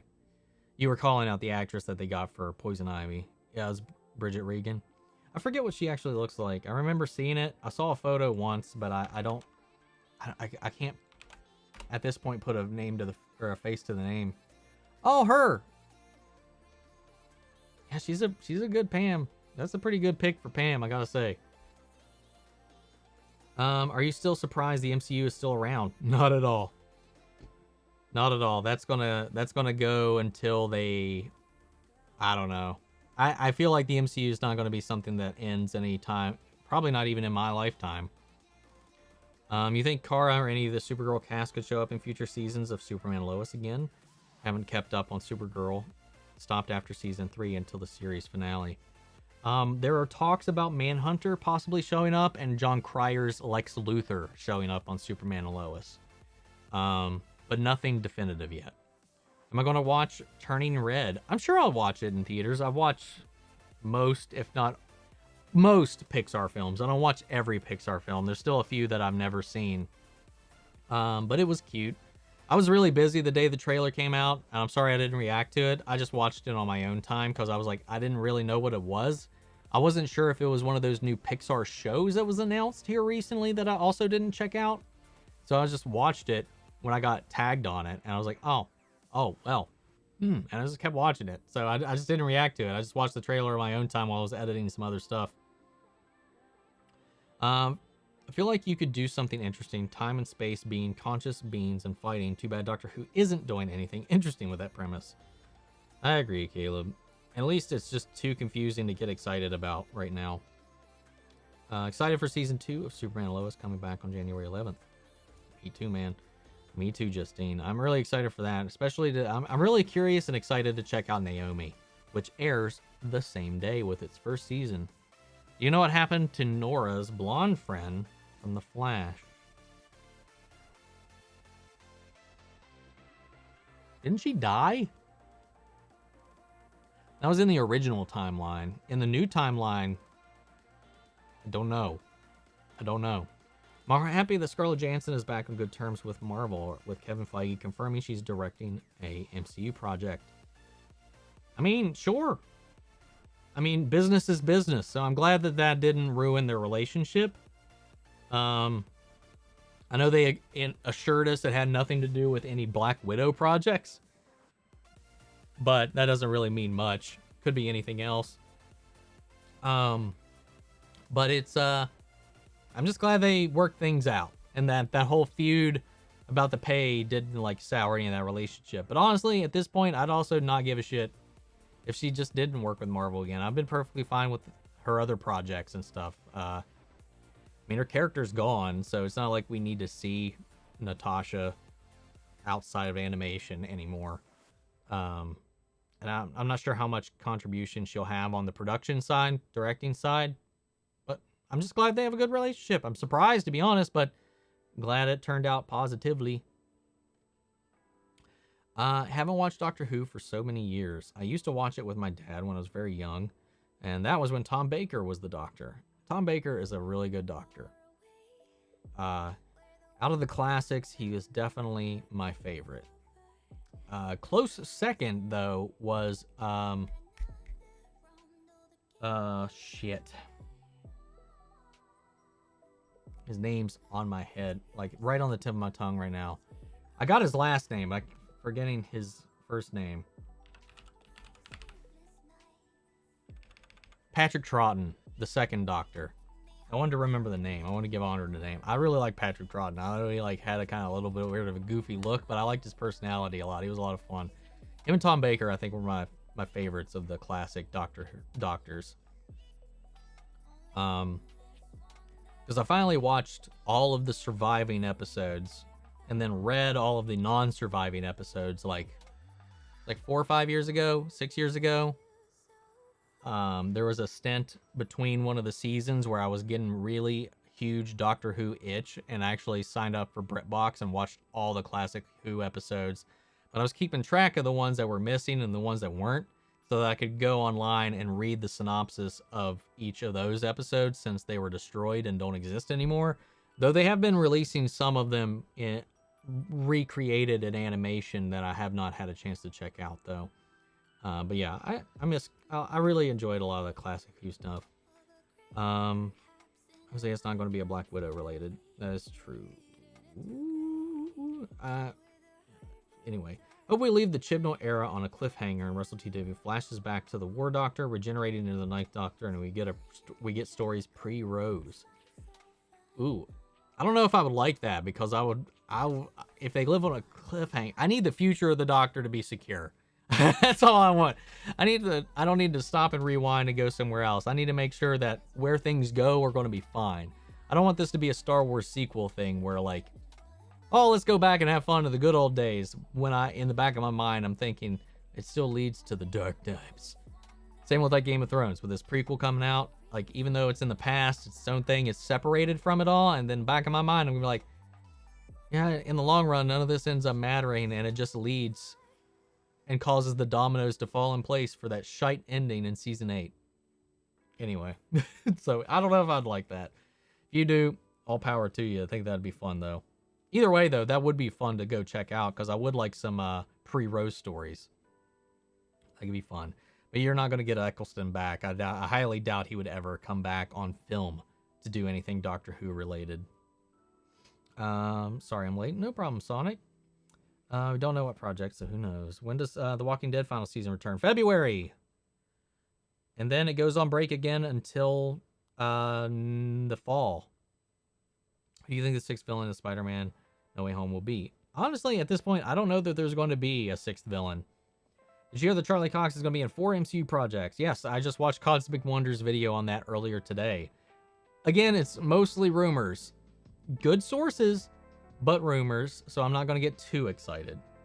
That's what I want more than anything out of any of this stuff, is I want Charlie Cox back, damn it. Will you consider watching Walking Dead World Beyond? It's only 2 seasons, and it directly ties in with the Rick Grimes movies. Probably not. It's been too much of a chore with how my interest in the main story has waned to stick through it all on the main show. I've not watched any Fear the Walking Dead, and starting World Beyond, I'm just not interested. I don't really want to expand into that world. Once the main ship comes to a close and casts up its anchor, or drops its anchor, and whatever. You know what the metaphor I'm trying to say is. Once that's done and said, I think I'm done with it. Aside from the Rick Grimes movies, if those ever actually come out, I'll watch those. But I don't feel like I'm going to be expanding into more Walking Dead stuff beyond the main show. I'm definitely probably not even going to watch the oh shit, what is it? The Carol and Daryl show that's coming out. It's another thing too, because AMC is really difficult to work with, and they've claimed a lot of my stuff, and regardless whether it's fair use or not, YouTube doesn't give me the tools to protect my channel and properly, combat the claims. So I've lost a lot of progress on some of those videos, because a lot of the re-uploads, it's just a pain in the ass dealing with anything that AMC airs. So once this show's over, I probably won't cover any other AMC shit. Could be Andrew's Sandman. Could be there was never a Sandman and Andrew Garfield Spider-Man movies, only Tobey Maguire. Did I skip ahead or something? Oh yeah, Crashing said maybe it's Andrew's Sandman, because I don't think Thomas Hayden Church is back. Yeah, I don't know. Nothing's really been confirmed. Bruce Campbell should be Tom Holland's Uncle Ben. That'd be fucking interesting. I've never played League. Will I understand Arcane or no? Yeah, you don't have to know jack shit about League of Legends to watch Arcane. For me, all I knew were the characters' names. I've played as a few of them, so I know like their moveset. I know what they look like in the future, but I don't know the story at all, because the game doesn't tell you any of that. And the game itself has nothing to do with the lore itself. I mean, it kind of does. It used to. I don't think it does now. But you can go into Arcane knowing absolutely nothing, and you'll be perfectly fine. You might miss some really tiny Easter eggs here and there, but that's it. That's it.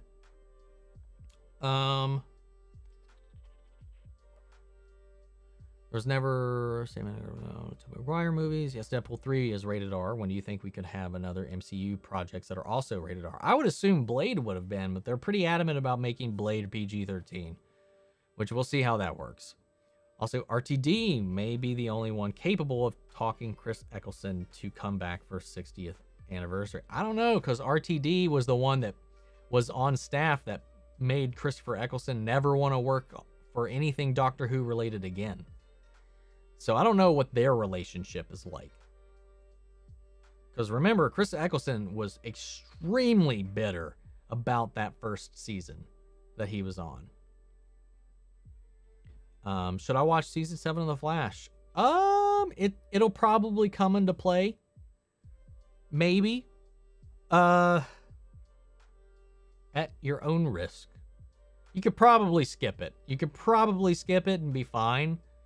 But I'd watch it for context at least. Also, no hate to Jodie Whittaker. I love her take on the Doctor, but she's just given crap to work with. Agreed.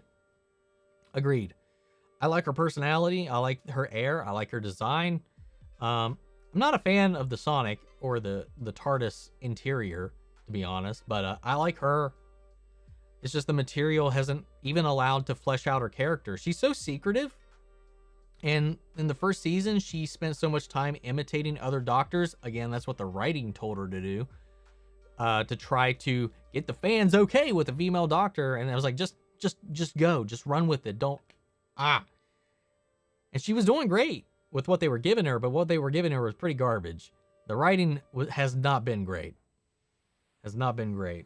I can't even think of one episode. There was one episode that I legitimately enjoyed. And it was the...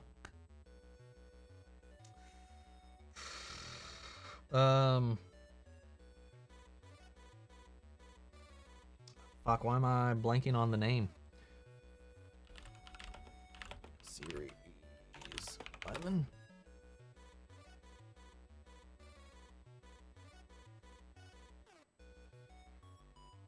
The Rosa Parks episode. It was just called Rosa. Yeah, the Rosa Parks episode. That's pretty much it.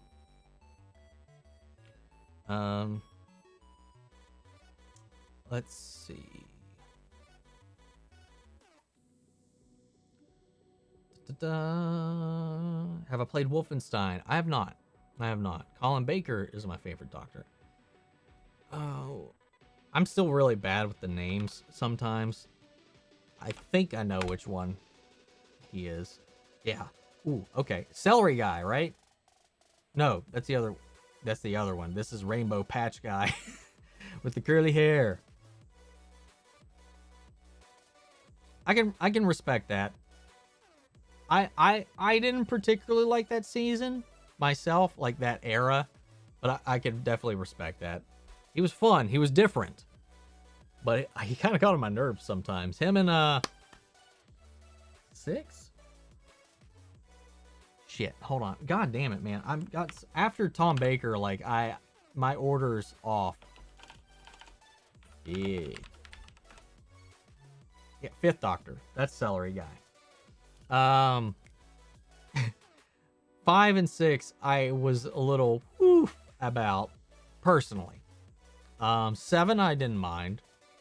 8 was interesting. I wish they would have done more with 8, but yeah. Apologize. See, I always get the Colin Baker Doctor mixed up with the Peter Davidson one, and I don't know why. I don't know why that is. Remember when Deadpool and Black Widow were married in real life? Oh yeah. Wait, really? Is that real? Do I remember that? I don't remember that. Now that I think about it.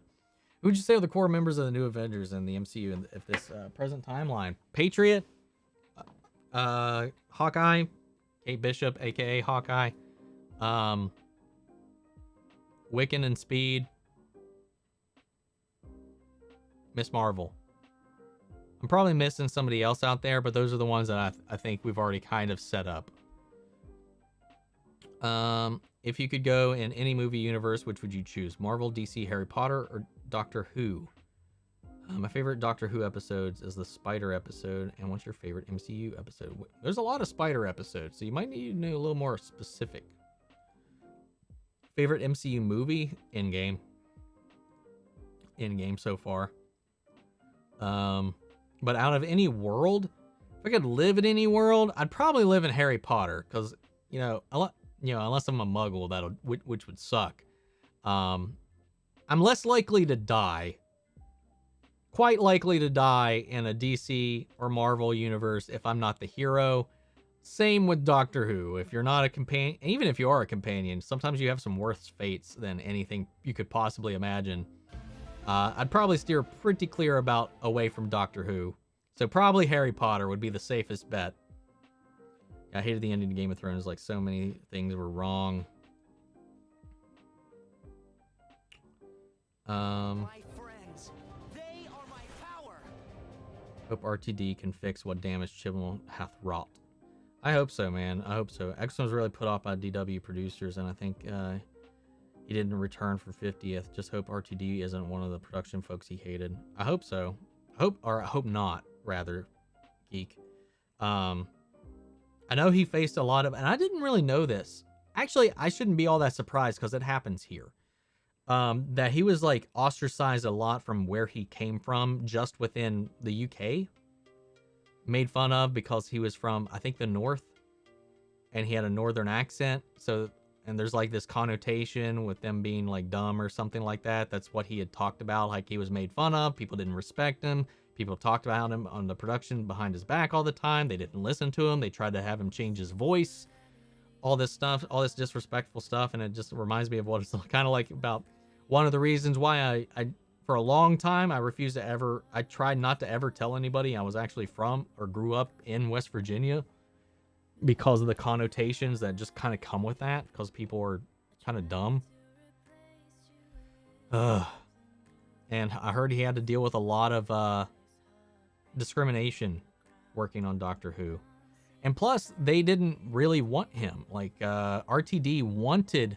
The only reason Chris Eccleston was Doctor Who for that first season was because David Tennant wasn't available and was working on another project, because Russell T Davies wanted David Tennant. So the intention was, as soon as David Tennant was free, he was going to be the next Doctor, which is kind of dirty for Christopher Eccleston, because he was only there as a stand-in until David Tennant showed up, which is kind of icky when you think about it. Let's see. John Cena hit the lizard in the leaked trailer. It wasn't a leaked trailer. It was the Brazilian trailer. Leave it to South America again. Sony needs to keep an eye out on their South America team, because they keep leaking stuff. They keep putting out stuff that gets them in trouble. No problem for the miss, bro. I like your Miles guess. Thinking F4 because Watts is directing F4. That would be cool. I mean, that makes sense. I forgot Watts is directing Fantastic Four.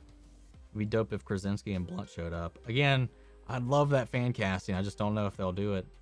I'd like that, though. I'd say at least watch refresher/review videos on the Flash Season 7 if you're going to skip it. Fair enough. Good thing, Kay. I'll double what Caleb said as well on that. With Toby and Andrew being rumored so heavily in No Way Home, I personally think the experience will be great and amazing, but Endgame's Avengers Assemble moment will still probably top it. Yeah, I mean, I don't know how you ever top that moment, to be honest. And I don't think you can. Like, it's going to be cool. I think anything that happens in Spider-Man No Way Home is going to be cool. Even all of them teaming up on screen for the first time ever will be cool. But that moment, it just has so much weight to it. So much weight behind it. So much build up. I don't think you could build that up. It'll be cool, but it won't have like that oomph, I don't think. Who is smarter from the MCU or DCU? Fastos, Tony Stark, Peter Parker, Shuri, Bruce Wayne, Barry Allen, Megamind, Bruce Banner, Rocket Raccoon, Nebula, or Howard Stark? Out of the ones you mentioned, probably Peter Parker. I think it's canon that he's got a higher IQ than Tony. And he's the only person in the world that was able to hack his systems. However, the smartest person in the MCU is Reed Richards, I think. There's somebody smarter than him even, but I think out of all the main characters, he's the smartest. But is Peter smarter than Bruce? Man, there's a lot of good brains in there, man. I really don't know. That's a tough question. Because Barry and Bruce are both extremely smart. I'd have to go with, I'll go with Peter Parker. I'd go with Peter Parker. The Eighth Doctor got a short film for the 50th anniversary on YouTube with the original actor returning. I saw that. I like that too, because it was the lead-in to the War Doctor, wasn't it? Because he regenerates into the War Doctor at the end of the special, I thought, if I remember right. When do you think Miles Morales will be introduced in the MCU, and when do you think we'll get Red Hulk? Red Hulk, no idea. Maybe in She-Hulk, like Anthony said, but I don't know. Miles Morales, maybe in No Way Home. I don't know. In Captain America: Civil War, whose team would you be on? Cap, Team Cap. Probably already asked this question, but who would win between Guardians of the Galaxy, including Yondu, Mantis, and Kraglin, versus the 2021 new Suicide Squad after the final battle? The Guardians, probably. Probably.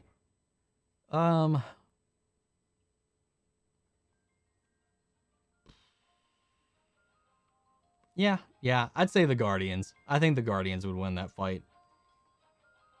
I want to know who keeps leaking Marvel trailers. Fuck if I know, man.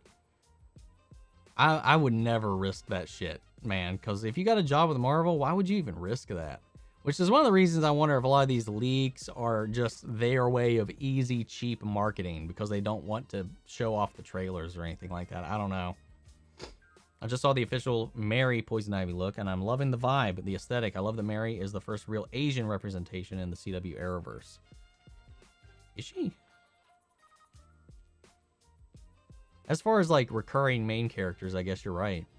I mean, you had not like a recurring main character or anything, but there was Emiko and Arrow. And Yumiko in Arrow, who had a lot of airtime. Katana in Arrow. Ryan Choi, even though he was just relevant for a crossover and then gone.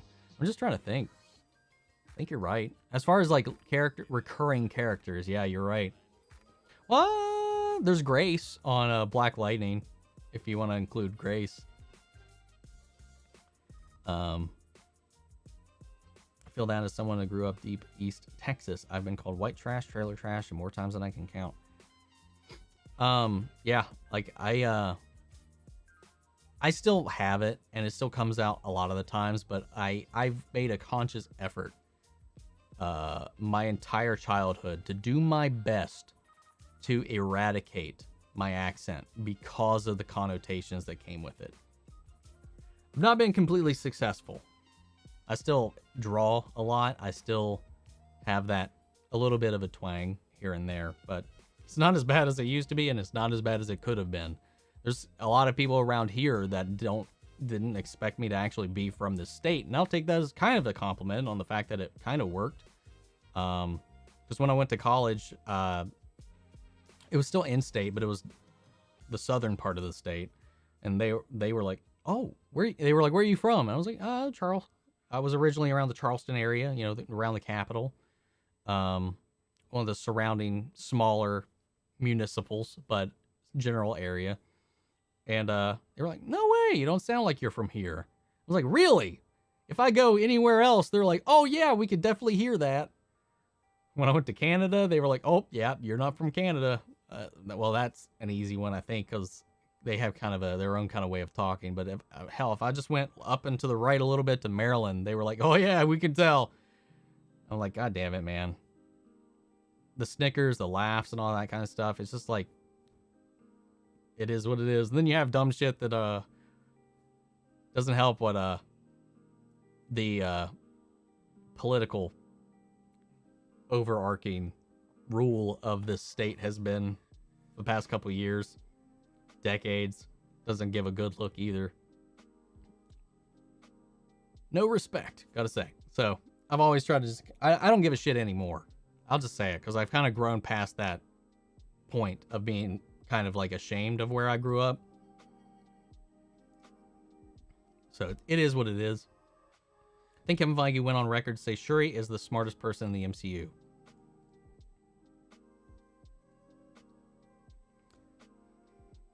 I think he's probably going to backtrack on that after all this bullshit going on with Black Panther 2, though. We'll see. Sorry if you already answered this, but are you going to react to Wheel of Time show? It's great. Probably not anytime soon if I do. I've mentioned previously that I didn't think the trailers were particularly gripping. They didn't do anything to get me excited or interested in the show. I don't know anything about the source material. And I really don't feel like I have the time right now if I'm not confident that I'm going to enjoy it, because I don't want to like commit to something I might have a bad time with if it's not for me. But if things free up, which they might, I might. I don't know. But I'm not going to be jumping on it right now. Teen Iron Man. Oh, so you're Team Government. I got you. Just kidding. What top 3 superhero films do you think I will have the most excitement for in 2022? The Batman. The Flash. The Flash 2022 or 2023? The Batman, though, is my number 1. The Flash movie, because I thought I heard it got pushed back. No, it's still 2022 right now. Multiverse of Madness and The Flash. So only really one MCU film. So Multiverse of Madness. Let's go the Batman, Multiverse of Madness, and The Flash. I'm more excited for Multiverse of Madness than I am for The Flash movie. Who'd win between Gilgamesh? Oh, I'm sorry. I skipped a question there. Who do you think would win Season 4 Flash? Season 4 Flash, The Speedster, and Eternals. Honestly, I mean, I think Season 4 Flash is still faster. He can time travel. He can run fast enough to create time travel. So I'd have to say him. He's just got bigger speed feats like than what we've seen. I think the DCEU Flash is faster than both of them. The comic book Wally West is faster than any character in fiction. This question, who would win between Gilgamesh, Taskmaster, Death Dealer, Shang-Chi, the Mandarin, Black Widow, Ronan? Jesus Christ, that's too many people. If they all fought. Gilgamesh is immortal. I don't think any of them could actually kill him. Since most of them are hand-to-hand people, except for Taskmaster, who's got a sword, and Ronan. Athena is in there as well.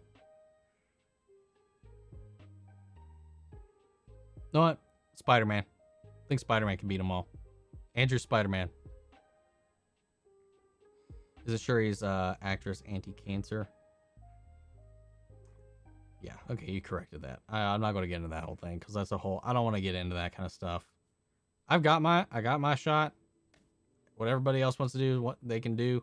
But the thing is, regardless of however she feels about it, which we know publicly how she feels about it, it's required for her to work on the set, and she's refusing to do it. So she's shut down production because she doesn't want to get it. She doesn't want to follow the rules. So, what's my favorite Flash suit? The current one on the Flash. Last season and this season's. Which I think once they get the boots in this season, it'll probably be my favorite Flash suit that we've had in live action.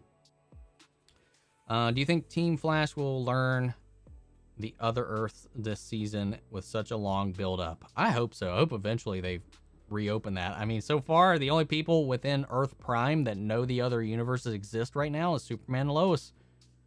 And I guess Diggle, because he knows that...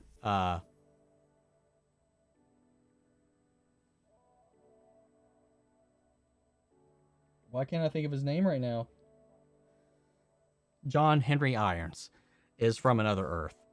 So, hopefully word spreads. Who would win between Superman, Icarus, Homelander, Martian Manhunter, Endgame, Thor, Omni-Man, Captain Marvel? If we're talking... Actually, even if we're talking... like, the movies, specifically.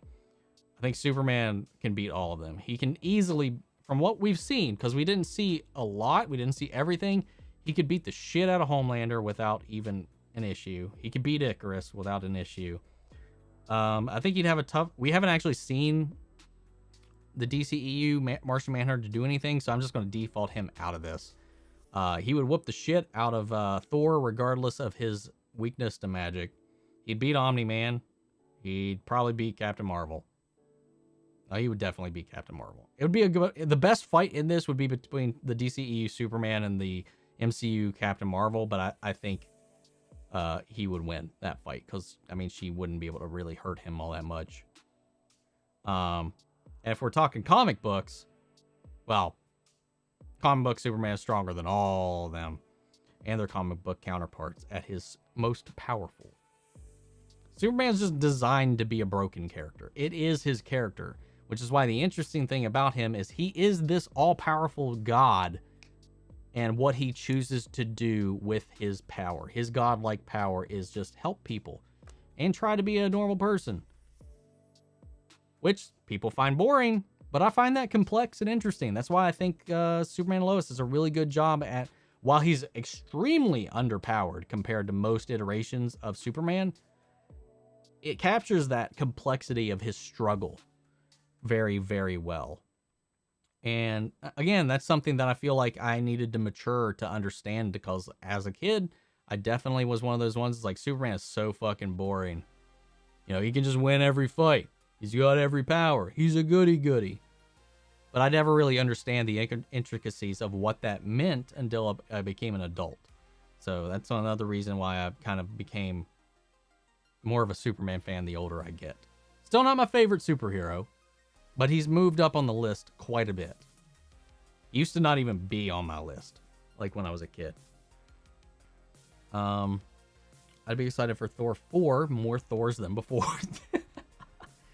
Nice one, Stixie. Who would win between Quicksilver from Avengers 2, Makari from Eternals, Quicksilver from X-Men Universe? If they all race, the only reason I took the Flash out is because he can time travel.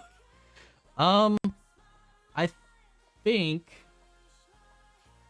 Makari and Quicksilver from the X-Men universe might be close to the same speed. I'd have to rewatch a breakdown, because the thing that with the Quicksilver from the X-Men universe is that that scene of him in the saving the people from that mansion, he goes super speed while everything is in slow motion. So you have to scale that even farther, and I'm not sure how much that equates to. You'd easily be able to map out Makari's top speed from Eternals based on like point-to-point measurements and stuff like that. I'd have to watch a couple of breakdowns. I think just based on speculation that the X-Men Quicksilver is faster than Makari, but I don't know. So I would go with him. I also have an Evan Peters bias. But Lauren Ridloff is one of my favorite characters from that movie. And like I've said many times, I love speedsters. So she definitely had a win in that book. But if it came down to it, I think it's Quicksilver, but I could be wrong. So somebody needs to do the math on it. I like watching stuff like that. Breakdowns on like stuff. I like watching Death Battle. They're not always right. Their calculations can be some off sometimes, and sometimes they are a little biased. But there's a lot of fun information that you can pull from their breakdowns. But yeah, I don't know. How fast do you think Quicksilver is in miles per hour? I don't know. I know he's definitely faster than the sound barrier. That's for damn sure. So is Makari. But again, I don't know. I'd have to break it down. All I can say is that in the comics, if I remember right, without an Infinity Stone, he could only run like, it was like 80 miles per hour.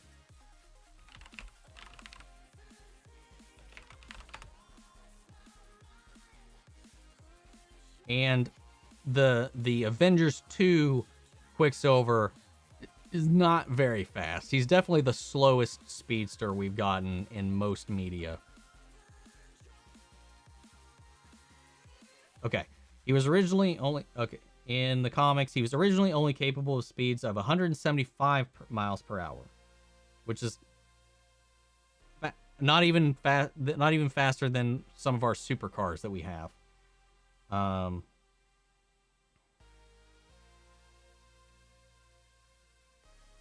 yeah, with enhancements, he can go beyond that. So without enhancements from some other force in the comics, Quicksilver's not that fast.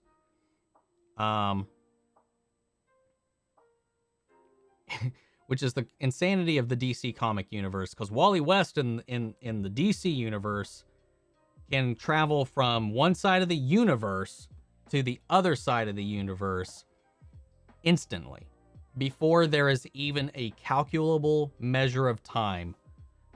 He was able to beat two beings that can instantly teleport in a race across the universe, which doesn't make sense. It's not physically possible based on physics, but that's the power of superheroes. They don't always adhere to those specifications. What's up, Daniel? Spider-Man trailer so good. I wonder who else came through, because you know it couldn't be just the Spidey villains. I think we're on the same page, Daniel. Daredevil, Shang-Chi, or the Batman? I think Batman could beat them both, personally. I think Batman would win that. Who would win? A lot of we just kind of turned this into fight questions. Where's everybody else? Get some questions in here. Which are you most excited for? Morbius, Thor, Love and Thunder, Black Panther, or Black Adam? Honestly, probably Morbius, because it's in that Spider-Man universe. Secondly, it would probably be Black Adam, because I'm really interested in that movie and seeing Dr. Fate in live action for the first time. Not the first time. On the big screen for the first time.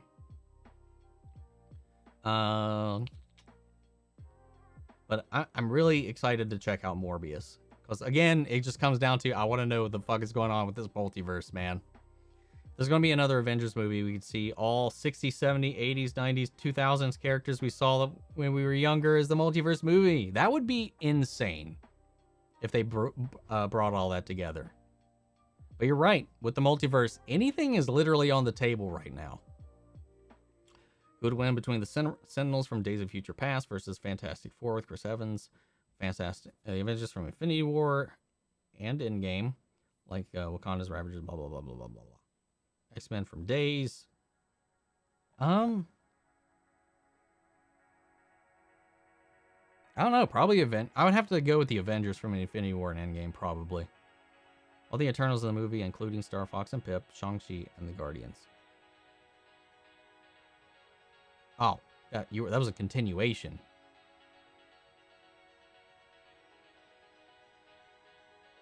I'd still say the Avengers, probably. And I'd love Michael Fassbender's Magneto to be Elizabeth Olsen's Scarlet Witch's father. It'd be so cool on screen. That would be awesome. I really liked his Magneto. I really did. I thought he did a fantastic job. I just like Michael Fassbender in general. Even if he's in the occasional shitty movie. Like that Assassin's Creed movie. This was the first one that came to mind. But yeah. I like him too, man. Who knows? We don't know what's going to happen. Maybe the entire history of the Marvel Universe gets rewritten and it just combines and they pull a Crisis on Infinite Earths and all just gets whooped into this rewritten reality where they can just do whatever they want now. I don't know. We'll have to find out. And they could make that happen. Sorry if it seems like I'm spamming. It's okay, man. It's okay, man. I just noticed like it just started to get like everybody else just kind of stopped posting anything. Kind of want Toby's MJ to meet Tom's MJ just to see how they would interact. It would probably be really awkward or weird just because of how Tom's MJ is. But I'd be down for that. I more so would like to see MJ interact with Andrew's Gwen. I just want to see Emma Stone back as Gwen. Hell, open up the Spider-Verse and give me a live-action Spider-Gwen with Emma Stone as an Elseworlds Spider-Man. Do it. Do it, cowards. There's another rumor that they may merge the Fox universe with the Marvel Cinematic Universe, and that's how Hugh Jackman and Patrick Stewart may be in the MCU. It's like I said, it's possible they could do a the X-Men the animated series is coming back under the Marvel Studios banner. Usually that's reserved for things that are canon. Multiverse though, I mean, it can be canon just on another universe, but if they Crisis on Infinite Earths this and combine everything into a singular entity, they could make everything canon, which would be fucking insane, which means we wouldn't know. We'd have to relearn the history of this new world, which would be the only huge hurdle out of that. Oh, what I meant was who would win if they fought 1,000 Sentinels. Oh, the 1,000 Sentinels would lose easy to everybody you mentioned, I would say. I think the CW could easily build up a Young Justice type show with all the young mantles in the Flash, Black Lightning, Superman, Lois, Supergirl. They definitely could. With Jordan, Thunder and Lightning, even Khalil, which I would have watched a Painkiller show if they had put that on, because I like the setup that they have with that. And I really like the actor. I forget his name now because it's been a while since we've covered it, but I thought Khalil was phenomenal as a character. We'd have to recast Lightning though, because she's done with the CW, with the Arrowverse, with superhero stuff in general and entertainment in general. She left basically Hollywood and the entertainment industry to develop her own studio to make I think Christian projects and stuff like that. I can't remember the exact details. I know she started up her own thing so she could produce her own projects, because she doesn't want to deal with any of that stuff anymore. There's a whole like emotional thing she posted about it that kind of got pretty big for a minute. Yeah, Wally, assuming they could ever actually sign him on for a recurring role again. Kenan Lonsdale isn't about that life, but they could with Impulse and Nora. They could do Excess and Impulse. We got Mia Queen. Yeah, they could definitely do it. Oh god, what if they use this in a way to get Patrick Stewart back as Professor X? I mean, rumors is he's in Multiverse of Madness. There's a lot of rumors about Multiverse of Madness. Thought I was the only one needing a Spider-Gwen. Yes, please. Please. Plus, she's hot. Magneto should be a villain in Doctor Strange Multiverse of Madness. Yeah, I agree. The thing is, Multiverse of Madness is so hard to predict what is going to happen, what can happen, because literally anything can happen. Because fucking anything could happen. Somebody we've never seen before, haven't seen before in billions of years or whatever, like actors from the past, different versions of characters, literally anything is on the slate for that movie. I could see Gwen Stacy and Zendaya's MJ getting along, plus it would be cool to see Spider-Gwen in a live action form. I think so too, Drew. If we get more Spider-Man, I want 2099 Spider-Man and Spider-Man Noir, the best Spider-Man ever, Peter Porker. that would be special. A lot, especially if they had him still be animated like Space Jam style or Roger Rabbit style next to all these live action characters. That would be awesome. Most impressive secret Sony could have is if they already casted Miles Morales and put him in No Way Home without any leaks. That would be insane if they managed to pull that off.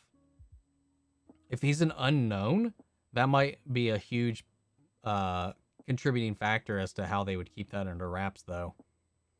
I bet the MCU Sentinels will have a Stark Tech arc reactors in their chest places. Probably. Something similar, at least. And off topic, I really hope Hammer Tech comes back for Armor Wars. I want Justin Hammer back. I want Sam Rockwell back, man. Leonardo DiCaprio's Spider-Man? I think it might be a little too late for that.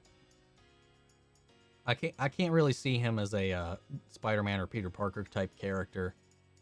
I could see him if I had to place him in the MCU in general, I could see him maybe being and honestly, nobody comes to mind. I honestly actually can't think of anybody. What if the ending of No Way Home, MCU MJ is in a coffee shop, Gwen and Raimi MJ walk in and they meet and find out they all dated Peters, but they don't know there is multiple. Oh, that would be funny. So they all get super jealous. However, MCU MJ would be really confused because the other two are like way older than Tom Holland is. That would be funny. Especially considering I think Peter's MJ is almost 30 or 30. So she'd be like, "You dog!" Slap.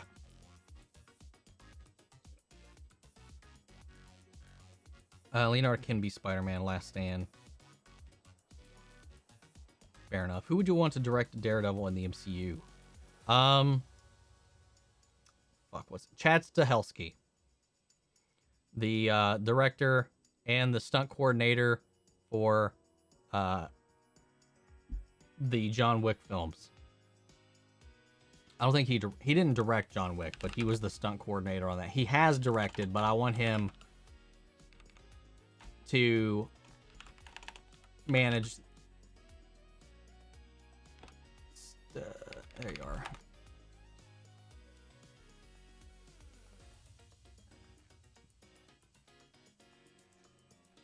Oh, let's see. Here we are. Yeah. Okay. So he did direct. I felt like somebody else had directed it, but no. Yeah, he directed all of the John Wick films so far. I'd love him. Do it him.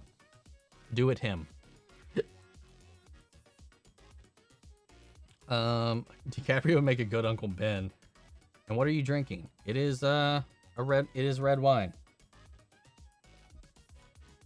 Also, Keaton said he was shooting Vulture scenes this week. I guess for Doctor Strange 2. Could be. Doctor Strange 2 is going through massive reshoots, so it's possible. Doctor Strange. They're coming through. I can't stop them. Mr. Diktovich. Give me the rent. Oh no. Spider-Man's most archest of enemies. Rent. You go also to see Bryce Dallas Howard and Emma Stone's Gwen Stacy's on screen together. Yeah, one didn't die and got to have a career. I always forget that that's Bryce Dallas Howard playing Gwen Stacy in the Raimi films. I'm so excited to see Mia back as Green Arrow in the Flash crossover. Hopefully Laurel and Dinah are mentioned within the Green Arrow and Canary's timeline. I hope so too. I just want closure on what they didn't get to follow up on with their pilot episode. I want closure for all of that. Because we still don't understand why Dinah was flung into the future. Like, she was, like, unlike Laurel, she was, well, actually, I think Laurel had lived up until that point into the future, right? Or did she get, or was it just Dinah that she did not remember how she got to the future? Like, she was in the past and then woke up in Mia's timeline and just kind of rolled with it. I can't remember. They never explained any of that stuff. They planned on doing it in their show that never got picked up. So I hope they at least answer some of that stuff. Would I rather have Marcus get better or become Joker 2.0, like his own take on Joker, like in Gotham? Joker 2.0 it. Fuck it. Do it. Joker's dead in this universe, so fuck it. Well, he was dead yeah, he was dead pre-Crisis. Right? He died pre-Crisis, and post-Crisis, we don't know if he was revived. They seem to have hinted that in this timeline on Earth Prime, Batman never killed anybody. But pre-Crisis, they said Batman, like Luke said, Batman killed their universe's Joker. So I'm not sure which is true now. I wonder if Batwoman will ever have Batgirl Barbara Gordon on the show.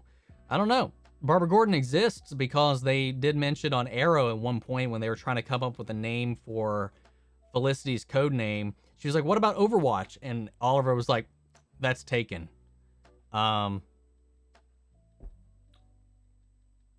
So she exists. And we just introduced Stephanie Brown last season, so I feel like they'd set her up for a future Batgirl eventually. Or Spoiler. She could just be Spoiler, but maybe Batgirl. But it just begs the question: where's Dick Grayson? Where are the other Robins? Where's Barbara right now?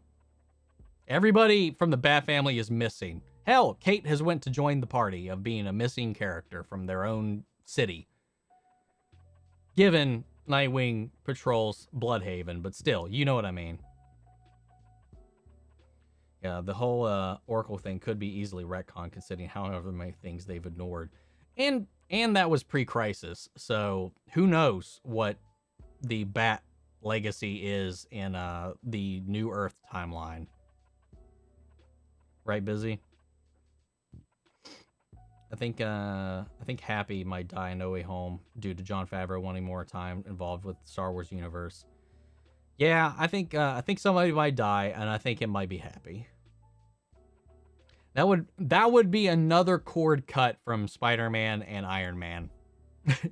To be honest. Wonder if Batman will ever... Oh, I read that already.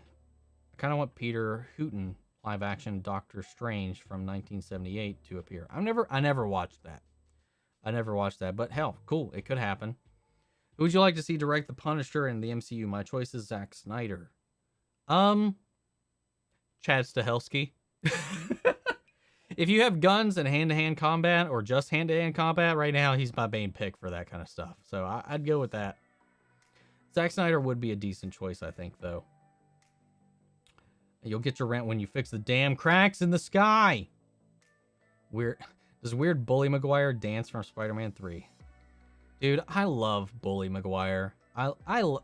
Like, for all of its flaws, I do enjoy Spider-Man 3. Not because it's good, but, you know, I won't lie. When I watched it for the first time, I got emotional at the end, you know, because it was this whole arc at the time. It took a while before people started to, like, shit on the movie. All in all, it was pretty unanimous. Nobody was happy with what they did with Venom, but overall, the movie didn't really get a lot of hate until later. But it was, I saw it 3 times in theaters. I was like, I think I was in college when it came out, so I can't remember exactly. Then again, the internet was still young. There wasn't really any social media outside of Facebook, so nobody really talked about it. So who knows? Maybe I don't know. Maybe it just wasn't as widespread because nobody had a way to share it with everybody else. Did you see the new Rockstars vid where Eric Voss said that at the start of the trailer, when we see Tom Spider-Man standing in the rain, he said that Peter could have exiled himself to another universe? That's a theory. We've had that theory. I've mentioned that, like, that Tom might leave the MCU universe altogether and go to a different universe. So it's possible. What if Dick's parents never died in the circus accident and he's still with them? It's possible. That could be the Earth Prime universe. We don't know. Robin has been mentioned before, but again, I think it was pre-Crisis. The thing, Crisis was awesome, but my God, it leaves so many questions because we don't know what got retconned and what didn't. In my headcanon, most of the first couple of seasons of Supergirl never happened. So, I can't be mad about what they did to Superman. Or how they treated Superman, rather. Do you think Spider-Man gets exited to the Sonyverse, or is it the Venomverse? Sonyverse. Well, the Sonyverse and the Venomverse are the same thing, I think. Considering Henry Cavill's recent comments, is it safe to say he'll be too busy with Witcher to play Captain Britain or return as Superman? Well, he said he wants to do both, so I'm sure if they have a project for him, he will make time for it. Because he really, really, really wants to come back as Superman. He's just very professional, and he tries to keep his dirty laundry out of everybody's ears, or complain, or make anything public. So he's just very, like, a businessman.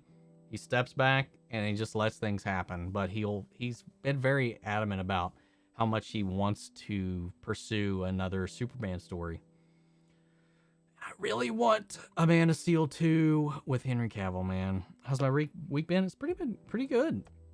Have you lost motivation to do things in general, like making videos or something else? Because I'm losing motivation to work hard in school and trying to find my way through it. Not this week, but it does happen. I do feel burnout quite often. I feel mentally drained a lot. This past week, I haven't really hit that wall, but I do quite often feel Like, just not about giving anything my 100%. And it's just my mentality, my brain. Like, sometimes it just recede into just nothingness, and that's when I just like play a game mindlessly, watch YouTube videos until I finally catch up or pick myself back up. And usually there's nothing I do to do that. It just kind of, it's a feeling that washes over you for a while, and it just goes away just as fast sometimes. Sometimes it lasts longer than others, but yeah, man, it's not strange, it's not weird, it's normal JLR, and usually when that happens, I just try to distract myself with stuff. That's why I feed myself into media. It's probably not the healthy thing to do, but that's what I do. Play a game, binge a show, watch YouTube, escape my reality, my boredom. Sometimes I'm too bored to even be able to pay attention to some of that stuff, but it just varies, man. It's just mental health. Sometimes you just need to check out for a little while and to heal. You can definitely agree with Thomas Hayden Church. Sandman is the best thing. It was underrated, but I do hope you push through it, and I hope you feel better, man. Because it's hard. It's hard to get through that sometimes. That fog was the best thing. Such an underrated villain. Spider-Man 3. His confession to Peter tears me up every time. Yeah. Say what you will about Spider-Man 3 as a whole. Sandman was amazing in that movie. Done so well. So well. And Thomas Hayden Church was so good as a villain, as a character, as a tragic character in general. He was the most beautiful thing of that. The scene of him basically being born as the Sandman is still one of the most beautiful scenes in comic book film history. I love it. It's just the rest of the movie just kind of falls apart around it, though. I feel like I'm the only one who likes the Spider-Man movies that got shit on, like The Amazing Spider-Man, The Amazing Spider-Man 2, Spider-Man 3, Venom 2. I mean, I enjoyed them. I like Spider-Man 3. I just ranted about that enough. I like aspects of the Amazing Spider-Man movies, but there's a lot of aspects of those that I didn't. Venom 1 was enjoyable. It's a bad movie, but it's enjoyable. It's fun. Tom Hardy really carries the movie. Venom 2, same thing. It's actually a worse movie than Venom, like objectively speaking. But I still found it entertaining. So yeah, I mean, I like them, but I don't love them personally. I'm glad you do though, man. No one else should show Joe's Pizza or some cameo, and also the cameo of Rent guy. Did you see the video of Doc Ock dancing with the tentacles? One of the funniest videos on the internet. No, I have not. What's up, Toy Maker's Cat? Don't you think a Spider-Man less MCU would feel weird? Sony would make some awesome movies, but he should 100% be in the MCU interacting with our other characters. I don't know. There's that weird quote like that Kevin Feige had mentioned where Spider-Man is one of those only characters in the Marvel universe that can travel between other universes or something like that. So maybe just kind of setting up that he might vacate, but he could also just come back anytime they need him, which would just be kind of weird. But I agree. I feel like the MCU would feel just a little more empty with Spider-Man out of it. I like the connectivity of it all. I like knowing that they're all in their own world, having their own adventures. And I want that possibility to be there permanently, if possible, but I don't know if it is. How much have you missed Toymaker? Not much. We've just been talking about, MCU stuff, Spider-Man stuff, some DC stuff, some CW stuff, a little bit of everything. Nothing specific. Black Suit versus Sandman is underrated. Black Suit though, Spider-Man 3 had some of the best Spider-Man posters. That's for sure. I have a theory. No Way Home Doc Ock will turn on the villains and will help Tom Holland Spider-Man, which will be a good guy. The Goblin will kill him. Ooh. I do think Doc Ock will help Spidey in the end. The Goblin will kill him. That would be sad. That would be sad. We'll find out if you're right, Trader. I think it's possible that Sony and Marvel traded characters. Sony got Spider-Man back for their solo Spider-Man universe. Sony gave Marvel all the old villains of the MCU to vote. That's not how that works, though. Sony didn't trade anything for Spider-Man. They don't have to trade anything for Spider-Man. They own Spider-Man. They own those Spider-Man characters. They don't have to give up anything for Spider-Man to come back. Spider-Man doesn't leave, really, Sony. So, I mean, that... I can just say that whole comment is more than, like, not how it actually works. What 3 things would you like to see in Superman Season 2? Superman and Lois Season 2. More crossovers and references to the other cities in the Arrowverse. Even if it's just a small cameo or just a name drop. That's all I really want. I just want the universes to feel more connected. When they were separated, I want to know we live in a world where everybody lives together. You know, I just want that back in there. And we have that. We got a little bit of it in the first season. I want more of that. And I know a lot of the reasons was because they wanted to focus on setting their own footing and because of COVID. Because they originally had a crossover planned with Superman and Lois and Batwoman for Superman and Lois' first season. But COVID happened and they had to scrap that entire crossover event. So who knows? I want more ties to the other episodes or the other universes, shows. The scene of Andrew's Spider-Man 2 saving people on the stairs, the swinging montage in the beginning of the movie, the extra basically barfing on Spider-Man is top tier movie moments in my opinion. That's one of my favorite moments from Spider-Man, The Amazing Spider-Man 2, and any of the Spider-Man films to date, was that moment where you see his spider sense activate and you get that slow-mo recap of everything going through Peter's mind in that moment as he's trying to process everybody's in danger, what he needs to do to save as many lives as he can, and how he makes that happen. That was one of my favorite moments. And also how he inspires that kid, how he helps that one kid, like in the perfect. Just the storylines were not very well handled in my opinion. My favorite things about it was just kind of the way they portrayed Spider-Man and his relationship with Gwen. Sony Marvel just have shared custody of Spider-Man right now. Yeah, it's more like Sony is the guardian of Spider-Man, but they let them go visit Daddy every now and then over the MCU. But things can break off, relationships change, and they might just get like those visiting rights taken away at some point, you know? I think that's a better parallel. Thinking either Ned, Happy, or May will die on No Way Home. I doubt that MJ will die. I will bet money that Andrew Garfield is the one that catches MJ. But I do think Ned, Happy, or May might die. I think I'm betting on Happy because he's yet another lingering leftover from Tony's life that needs to be exorcised from Spider-Man. And like somebody mentioned earlier, I forget who, I apologize. He's really busy with Star Wars stuff right now, so this probably is something he's probably going to be done with. If not now, but not too long from now. I want to see the multiverse of Spider-Man and Superman and Lois Season 2, like Flash Season 2, have a season revolve around it. See, that's kind of where I thought it was going to go with the daughter showing up at the end. We'll just find out. Looking forward to Doctor Who tomorrow. They seem to be doing an explanation episode. Villain episode, explanation episode. So I'm hoping that it's a villain episode with just a few references to the Flux. We need an explanation episode because I'm so fucking confused after last weekend's episode. You think that we could see Tyler and Melissa show up in the next crossover after Armageddon, which is the Arrowverse 10th anniversary crossover? I think it's very likely. Tyler, more than likely. Melissa said she'll come back for stuff, so I'm sure it would happen if they have a place to use her character. So I feel like it's extremely possible, especially if it's like a major thing and they got a decent story about it. I went to McDonald's today and the Sprite, they gave me a clown juice. What? The fuck is clown juice? But for me, it was like, to not die in Spider-Man No Way Home is awesome. I think he could do this for years because the arms do all the work and all he has to do is stand there. That's fair enough. That is fair. He can age.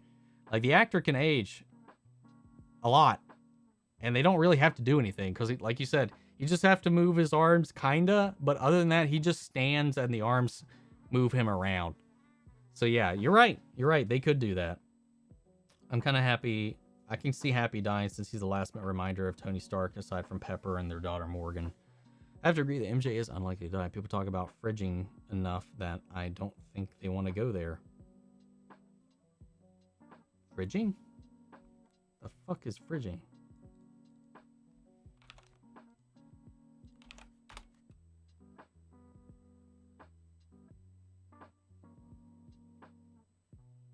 Oh, okay. Making them a plot device or something as for the character. Yeah, I can see that. I hope we see vampires from Snipes and the Poran from the continuity connections. Vampires already exist, Daniel. I told you this last weekend. They already exist in the MCU. We don't need them coming from other universes. They are confirmed to exist in the MCU. Don't know if you saw this, but if May dies, then Peter is an orphan. I just don't get why people think she's going to die. I mean, she does die in the comics at one point or another, but also Peter's much older at that point. So I don't know. I don't think May's going to die. I don't think May's going to die. He's technically still in high school, so definitely not going to die yet. It would be weird. But guys, I'm going to get ready to get some dinner. I got some more Cowboy Bebop to record. I've got more Arcane to dive into. Thanks everybody for hanging out. If you got any other questions or things you want me to touch upon, join our Discord. Ask me there, or you can just leave a comment on this video and I'll get to it when I can. But guys, thank you all so much for tuning in. I'm glad we actually have this stream. Unfortunately, like I expected D23 to be a little bit bigger than it was. But oh well, we got to hang out, we got to have a good time, and we didn't really have to distract from anything. So thank you guys so much, and I'll catch you guys maybe next weekend. Halo Infinite's multiplayer's out. I've been playing a lot of that. I kind of want to play some of the new Pokemon remakes that just came out, so we might have time for some game streams sometime soon. I won't be able to stream next weekend. I need to fix that real quick. I can't stream next weekend because I'll be out of town. So I won't be able to do another one of these until like 2 weeks from now. So just kind of keep that in mind. I forgot about that for a second, but yeah. Anyway, guys, have a good weekend. I'll see you guys later. Take care, everybody.